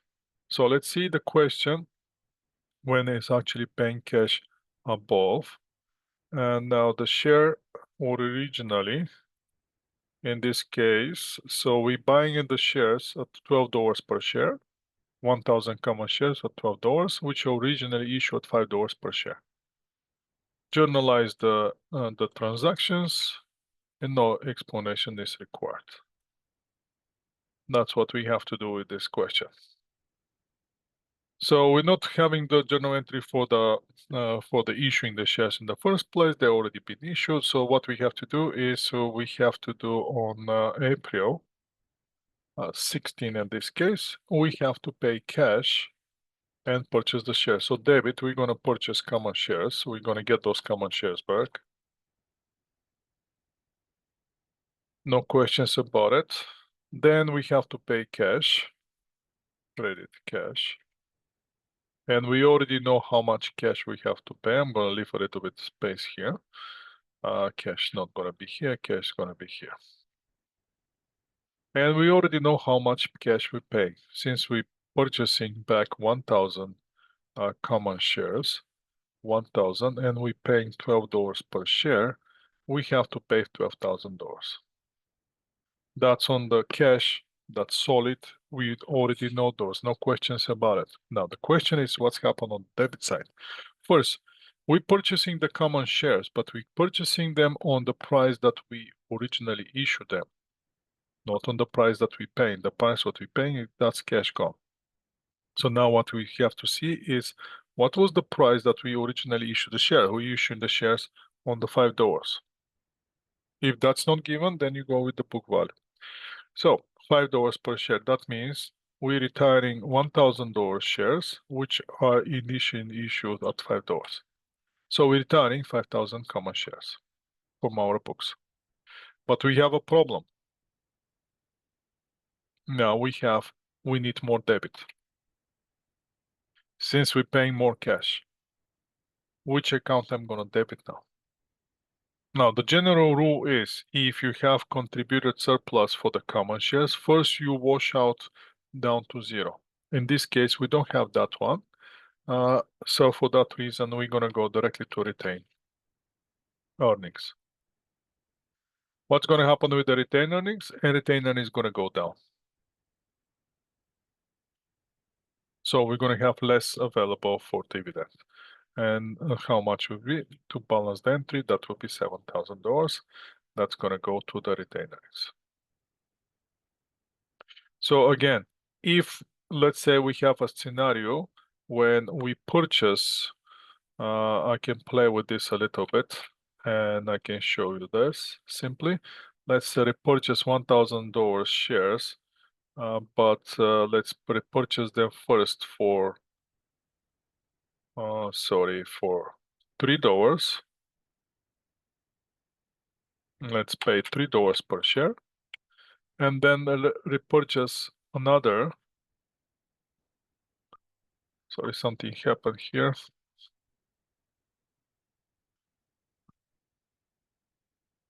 And then repurchase, so let's go with this one first. In this case, on the April 16, we're still gonna have common shares. We're gonna purchase those common shares. at $5 since they issued $5, but the cash that we're gonna pay is gonna be different.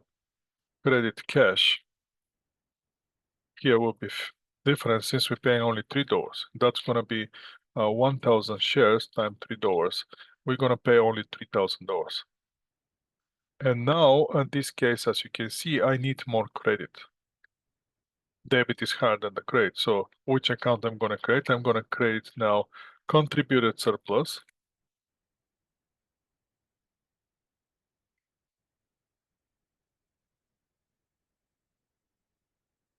Common shares.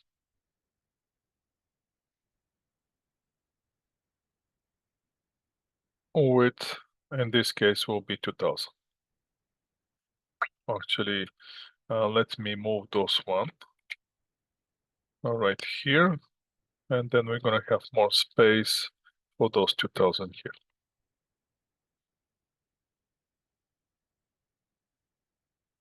That will be what's gonna happen. That's how we're creating the contributed surplus when we're purchasing. And now if I have to play with these scenarios and copy and paste them to create a new situation here, then it's not gonna be anymore on April 16. Let's go with April 26 now. I'm gonna pre-purchase 1,000 shares. Let's say go now with $6 instead of 3. Or maybe a little bit more. Let's go a little bit more. No, $6 fine. Is it fine? No. Let's go with 15. Let's go with the $15. Now I'm paying repurchasing, paying cash $15 per share. So I'm gonna have something again. I'm gonna retire common shares at 5,000 common shares. That will be April 26. Then I'm gonna pay the cash.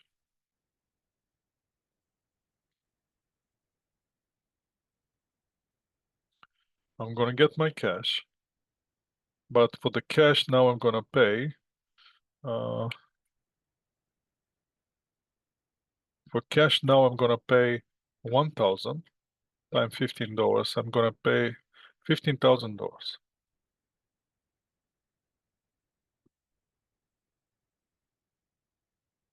Now I need debit. Debit. First I'm gonna wash out my contributed surplus, which I created in the first entry, which is only 2,000. And then the rest, I'm gonna use the retained earning account. And that will be equal to 15 minus 5 and minus 2,000. So 8,000 gonna go to retained earnings. Make sense? So follow the scenarios. Again, if you have in the question, it's given contributed surplus, which sitting on the statement of equity, use that one first. If it's not, if you're creating it, make sure you're using it first and then go with the retained earnings. Retained earnings, your last resort for balancing the entry. That's for the repurchase.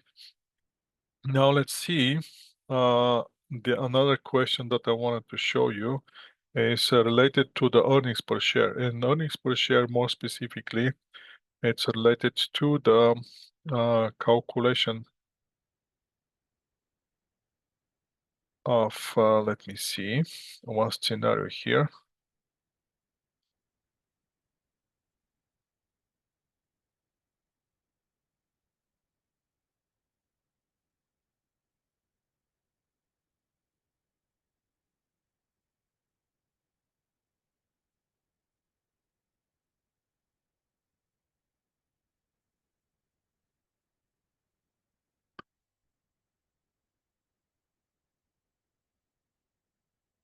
Trying to see how exactly it's.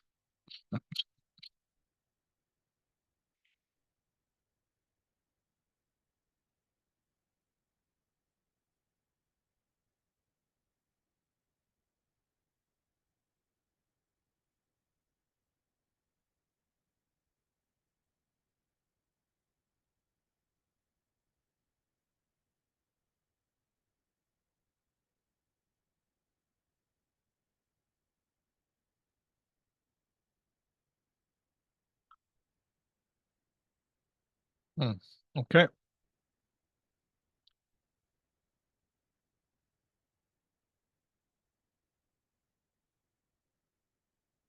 I found the question. Let me see.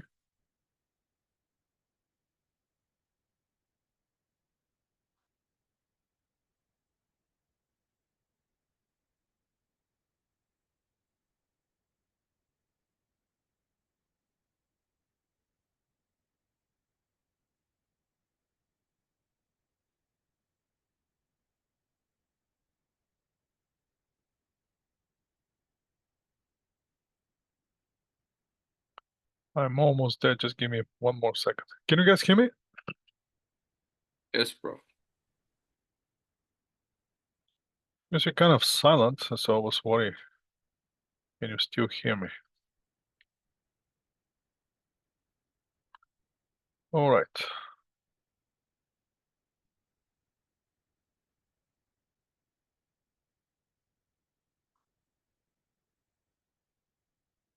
Okay, let me share my screen now.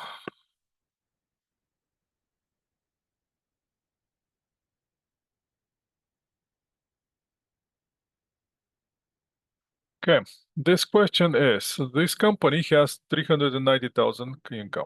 During the same year, it declared preferred dividend in the amount of 12,500. The following activity affect the common shares happen during the, let me leave one space here.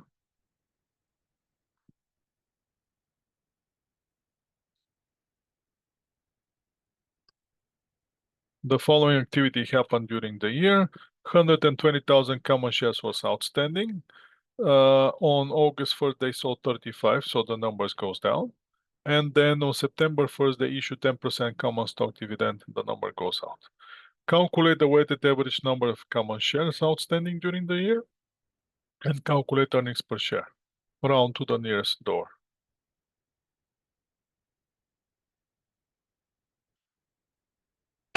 So how are we going to do this? First, we have to get the weighted average number of shares.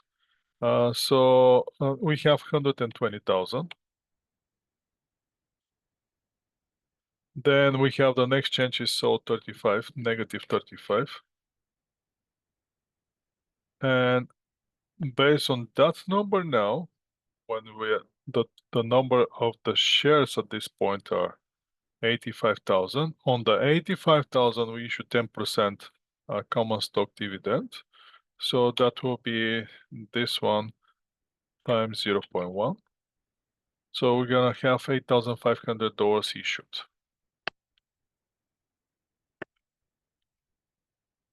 And we're gonna enter this as a simple number. And now we have to start working with the numbers. Those are outstanding for there are a few methods to calculate it. Which method you're gonna use or the weighted average, it doesn't really matter. You can go with those are issue outstanding for the entire 12 months. And that's gonna give you the total of this one time 12.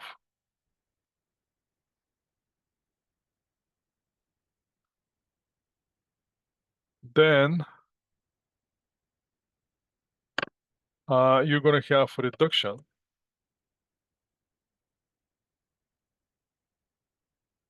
of the 35, and those are from August, September, October, November, December. That's August 1st. That means you still have to count August. August will be 1, September 2, October 3, November 4, December 5. That will be 5. And that's gonna be this one time 5. And the last one, the $8,000 stock dividend that you issued happened on September. So those are standing out only September, October, November, December, 4 months. And that will be 8,500 times 4 months. And you're gonna get a number. That number you're gonna divide it by 12. By 12.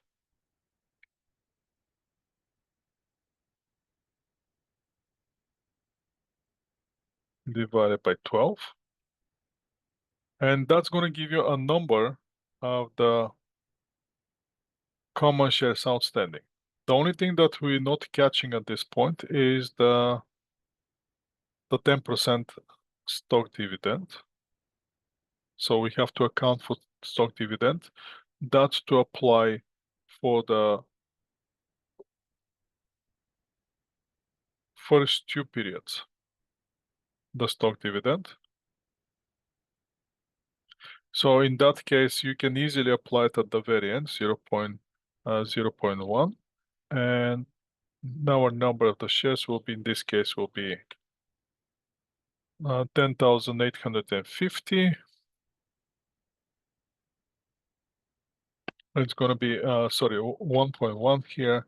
And that's the number of average outstanding shares will be 119,075.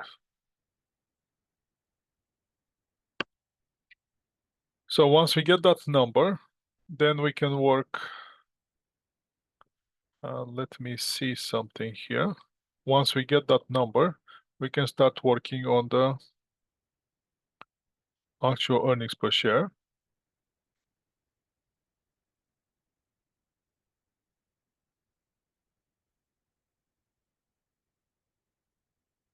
And what we're gonna see that we have the income.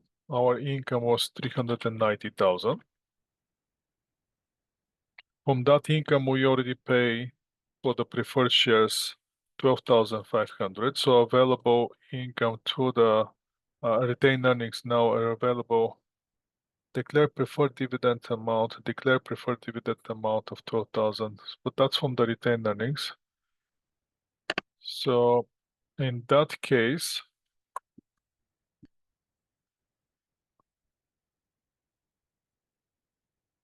let me see, we still have to deduct that dividend, 12,500, we're gonna deduct it. And available for the common shareholders will be 37,500, and that's gonna bring us to earnings per share, net income divided by the outstanding shares. That's too high. So that means I'm making mistake somewhere. Let me see where exactly I'm making mistake.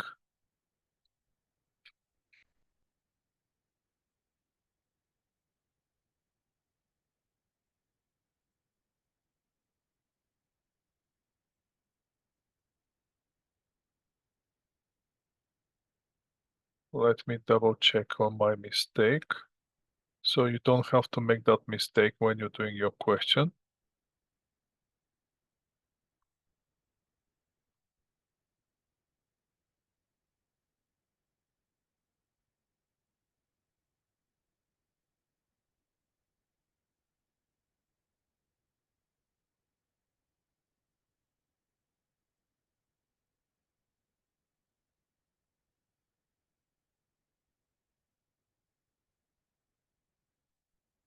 Just give me a second, people, and I'll be right with you.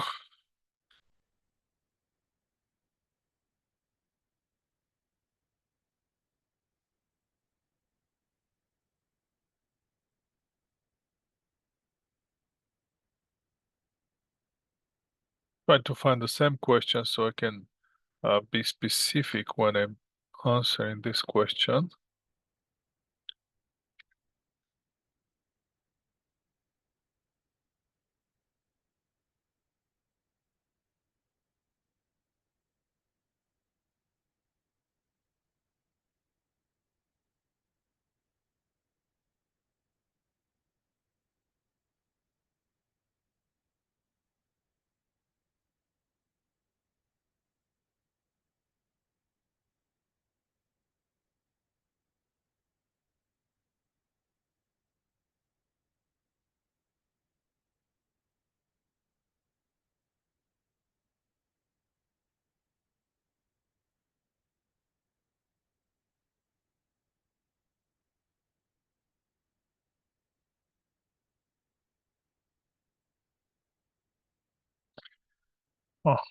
I see what I'm doing wrong. Just a second. In my calculation here, And my calculation here, this is positive. Since I'm selling them, I'm actually increasing the number of the shares. So that's gonna give me a different number here. That number here will be 155, 1, 2, 3 times 0.1. And that will be the new number. Are you guys with me? For some reason, I thought that we purchasing back the 35 common shares. We're not purchasing back the 35, we're selling the 35, so we're increasing the number with 35, so it become 155 here. So that will be one way, and then those one will be outstanding for the entire period.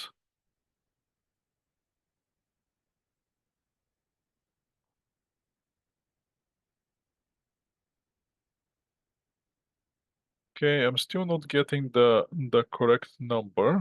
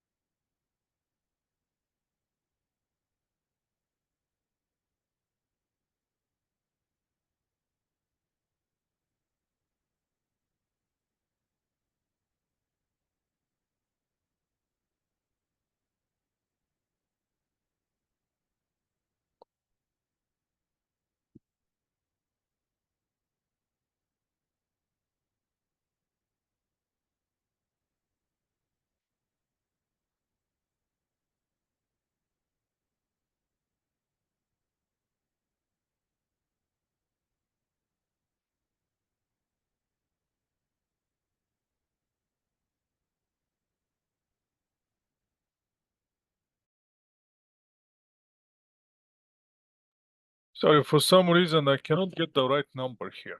And that's with the weighted average number of common shares. That's where my problem is. Then I'm trying to see the solution and how the solution is. So let me do some different calculation here, and I'm gonna share my screen.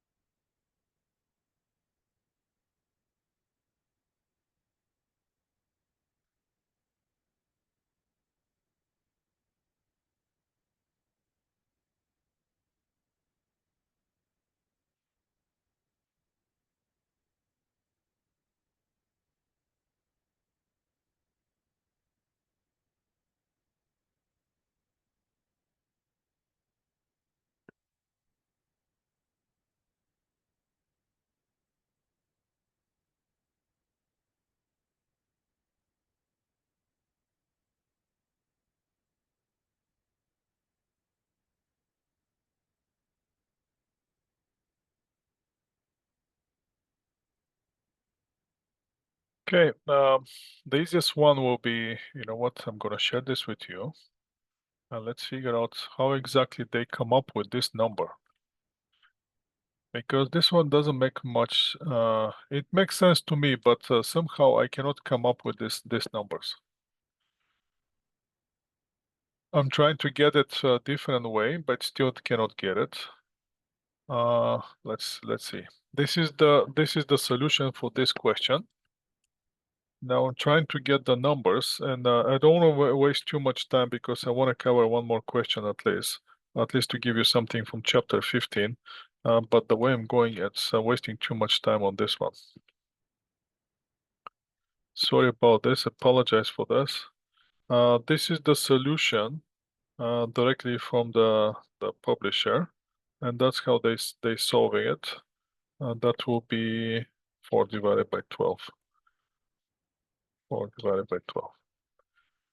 So they're getting this 120,000, which are outstanding for the 7 months from January to July, and come up with 77,000. If we have to calculate this 77 by applying that 10% common stock dividend since from the beginning of the year, after the issuing the 35,000, the common shares become 155,000. And once we apply the 10%, those are outstanding for 1 month out of 12. So that's the weighted average number. And the last one is the 175,000, which are now 155 times the 10%.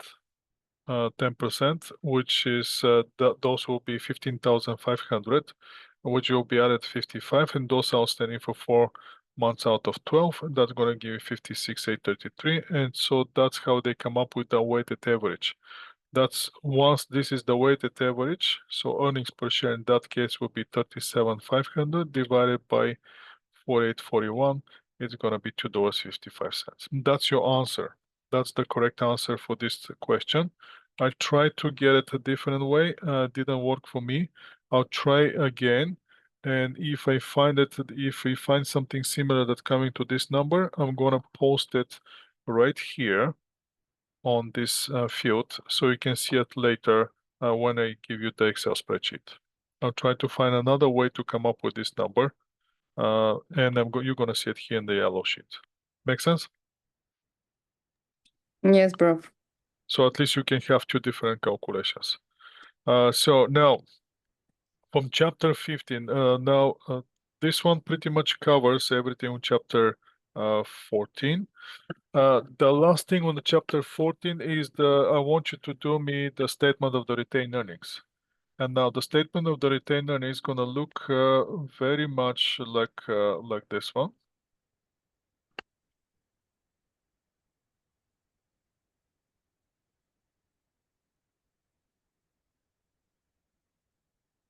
However, it's not going to look like the T account the way it is right now.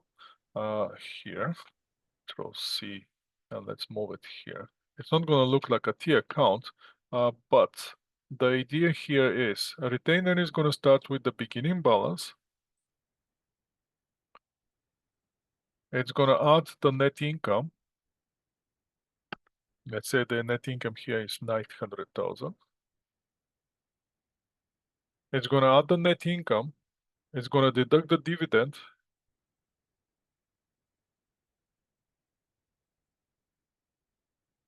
And gonna give you the ending balance. If you have in the meantime something like a retained earning related to the repurchasing the shares,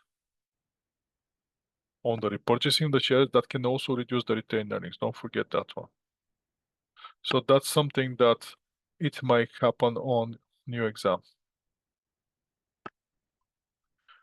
Simply what I want you to do is to show me something like, I'll show you in a second, on the retained earning.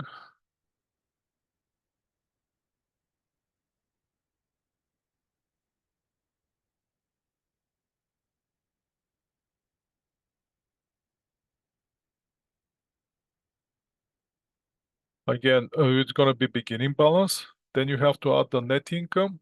Then you have to deduct the dividend. If you have something related to repurchase of the shares, deduct the retained earnings and show me the ending balance for the retained earnings. Now, the last option is if you have any corrections. Let's see if this is gonna copy and paste it here. Before I share my screen, I wanted to show you this one.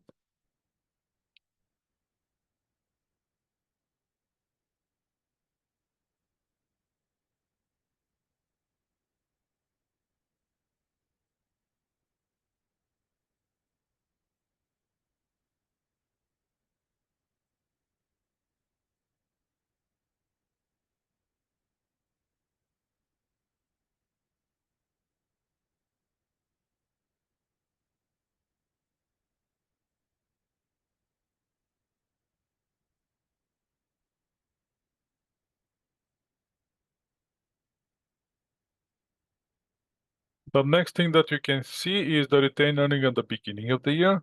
If there's any correction from the prior year inventory, depends if there's an error or something, you have to adjust the retained earnings. Then you're going to have adjusted retained earnings. Either you're going to add it, either you're going to deduct it. After that, you're going to add the net income from the year. You're going to deduct the dividend. If there's a dividend paid during the year, you're going to deduct the dividend. And you're going to show me the retained earnings at the end of the year. So either you're going to have correction, either you're going to have here, besides the dividend, you're going to have a repurchase of common shares. When you're doing the repurchase of the common shares, that may affect the retained earnings, and you're going to give me the balance of the retained earnings. That will be the statement of the retained earnings that I want you to do. Now, from the chapter 15, which is dealing with the long-term debt, you're going to have questions for the bonds, obviously. I'm going to ask you to calculate me, show me the schedule for the amortization of the bonds, but not the entire schedule, only the first two periods, only the first two payments. That will be one question. The other question that you're going to have with the bonds will be you to show me that same thing like here as an interest, that you can do the interest payable first, and then this one will be interest expense, interest payable, and after that on the payment date you're going to pay the cash, you're going to close the interest payable, you're going to show the rest of the interest expense, and either you have to add here discount on bond payable, either premium on the bonds payable, depends what kind of bonds you're dealing with the discount or the premium on the issuing date. That will be the thing. So again, it's gonna be on the bonds payable. One of the questions will be there will be a reporting date between the interest payment dates. So you have to show me the interest expense, interest payable, and on the payment date, cash is gonna go down. Interest payable, the one that you're collecting on the reporting date, you have to close it, and you have to show me the rest of the interest expense. And since it's on the 6 months period, you can easily calculate the interest expense for the 6 months divided by 6 and see how many months you have from the payment date up to reporting date. And if you have 4 times 4, if you have 3 times 3, and split it by the total interest expense always have to be equal to the 6 months interest expense. That's how we should look at that question. That will be the bonds. Let me double check on that one. Obviously, I'm going to ask you a question for the issuing the bonds. One of the bonds will be again, the interest between the reporting periods.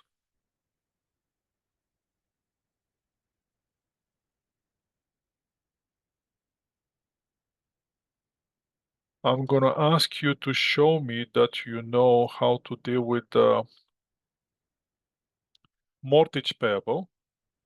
That means when you have the mortgage payment, don't forget you're going to have the a portion when you're paying the blended payment, you deduct you're creating cash, but you're debiting mortgage payable for the principal and interest expense for the interest only.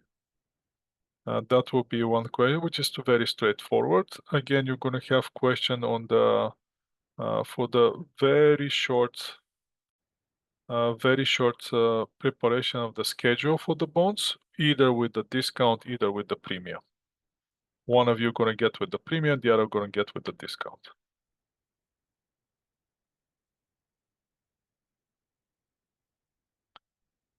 And the last question, I have one question actually here from the chapter 14 to the statement of the shareholders' equity. So for the format of the exam will be available for you for number of days. Let's go next. So since I have to post the marks on Wednesday, so I'm gonna give you the exam available till Tuesday, which is that holiday, but not for the whole day. I'm gonna give it to you available till 5 p.m. on Tuesday, November 11th till 5 p.m. You're gonna have a chance to do your midterm exam. On the midterm exam, I'm gonna give you, it's gonna be for 300 minutes. You're gonna have enough time to complete your exam. So the time is not gonna be a problem. The only thing is once you start the exam, you have to finish the exam.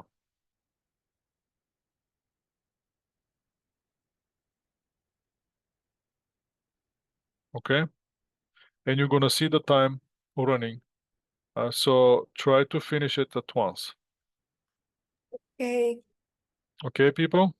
I have a question. Yes, We have just one attempt to finish the exam, right? correct. So we cannot go back. I mean, if I cannot do the half first, and in, No, you have to finish everything at once. okay, thank you. So leave yourself enough time, go Mhm. for it and finish it at once. Perfect. Okay? How I'm many gonna- questions in the exam? Again, the questions are, how many questions? 16 questions. 4 questions from each chapter as assignment questions and 5 multiple choice questions per chapter. So that means 20 multiple choice questions and 16 assignment questions, 36 questions. Thank you. Sorry, Professor, did you say it on Wednesday or Tuesday? Sorry? Our midterm exam, did you say it's on Tuesday or on No, Saturday? it's already available. It's already available for you. You can see it, and it's gonna be available till Tuesday, 5 o'clock. Okay, thank you, Professor. I'll send you once we finish this. I'm gonna send you email with the recording, with the Excel spreadsheet, and how the exact exam is, availability of the exam. Question, guys? No, I don't think so, bro. Okay, then go and do it. Okay, Okay, thank you. you're welcome. You. See you next And week, prof. see you next week. Thank you, Yes. Professor. Prof, question. Thank you, guys. Yes. If there's any chance that I fail the exam, is there any retakes or no? Do the first exam first. Don't go that dramatic on the beginning. Stay positive, and if something goes bad, we're gonna talk about later. Don't worry about it. Thank you, Prof. You're welcome. Thank you, Prof. Thank you, guys. Hi, Professor. Hi. So the midterm exam is available? Yes. Okay, still? Sorry. What's the date that's on due? Due is Tuesday, 5 o'clock. Okay, thank you. You're welcome. Can we leave? Yes, absolutely. Professor, I want to talk to you when they leave. Okay.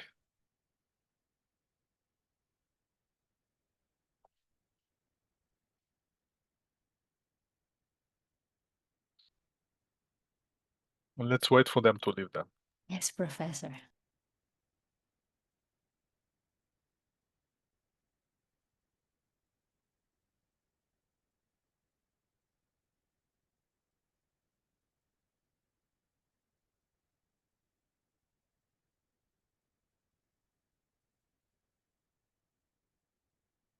Okay, only one left, so let's put it on the waiting room.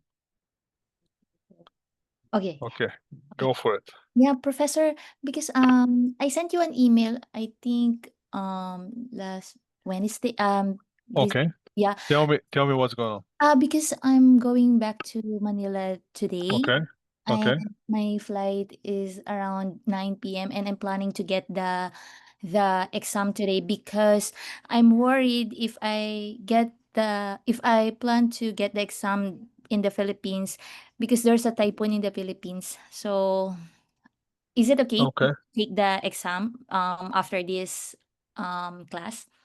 Yeah, absolutely. The exam is already available for you. Okay, Professor. I feel nervous about the exam. Don't be. Go there, give yourself a time and do it. You have time. If something goes bad, let me know. We're gonna redo it. Okay, thank you, Professor. Okay? No Yeah, because I problem. need to visit my mom because she's ill and there Go visit her. Don't worry about it. yeah, thank you, Professor. Thank you so much. No problem. No problem. Bye, Professor. Bye.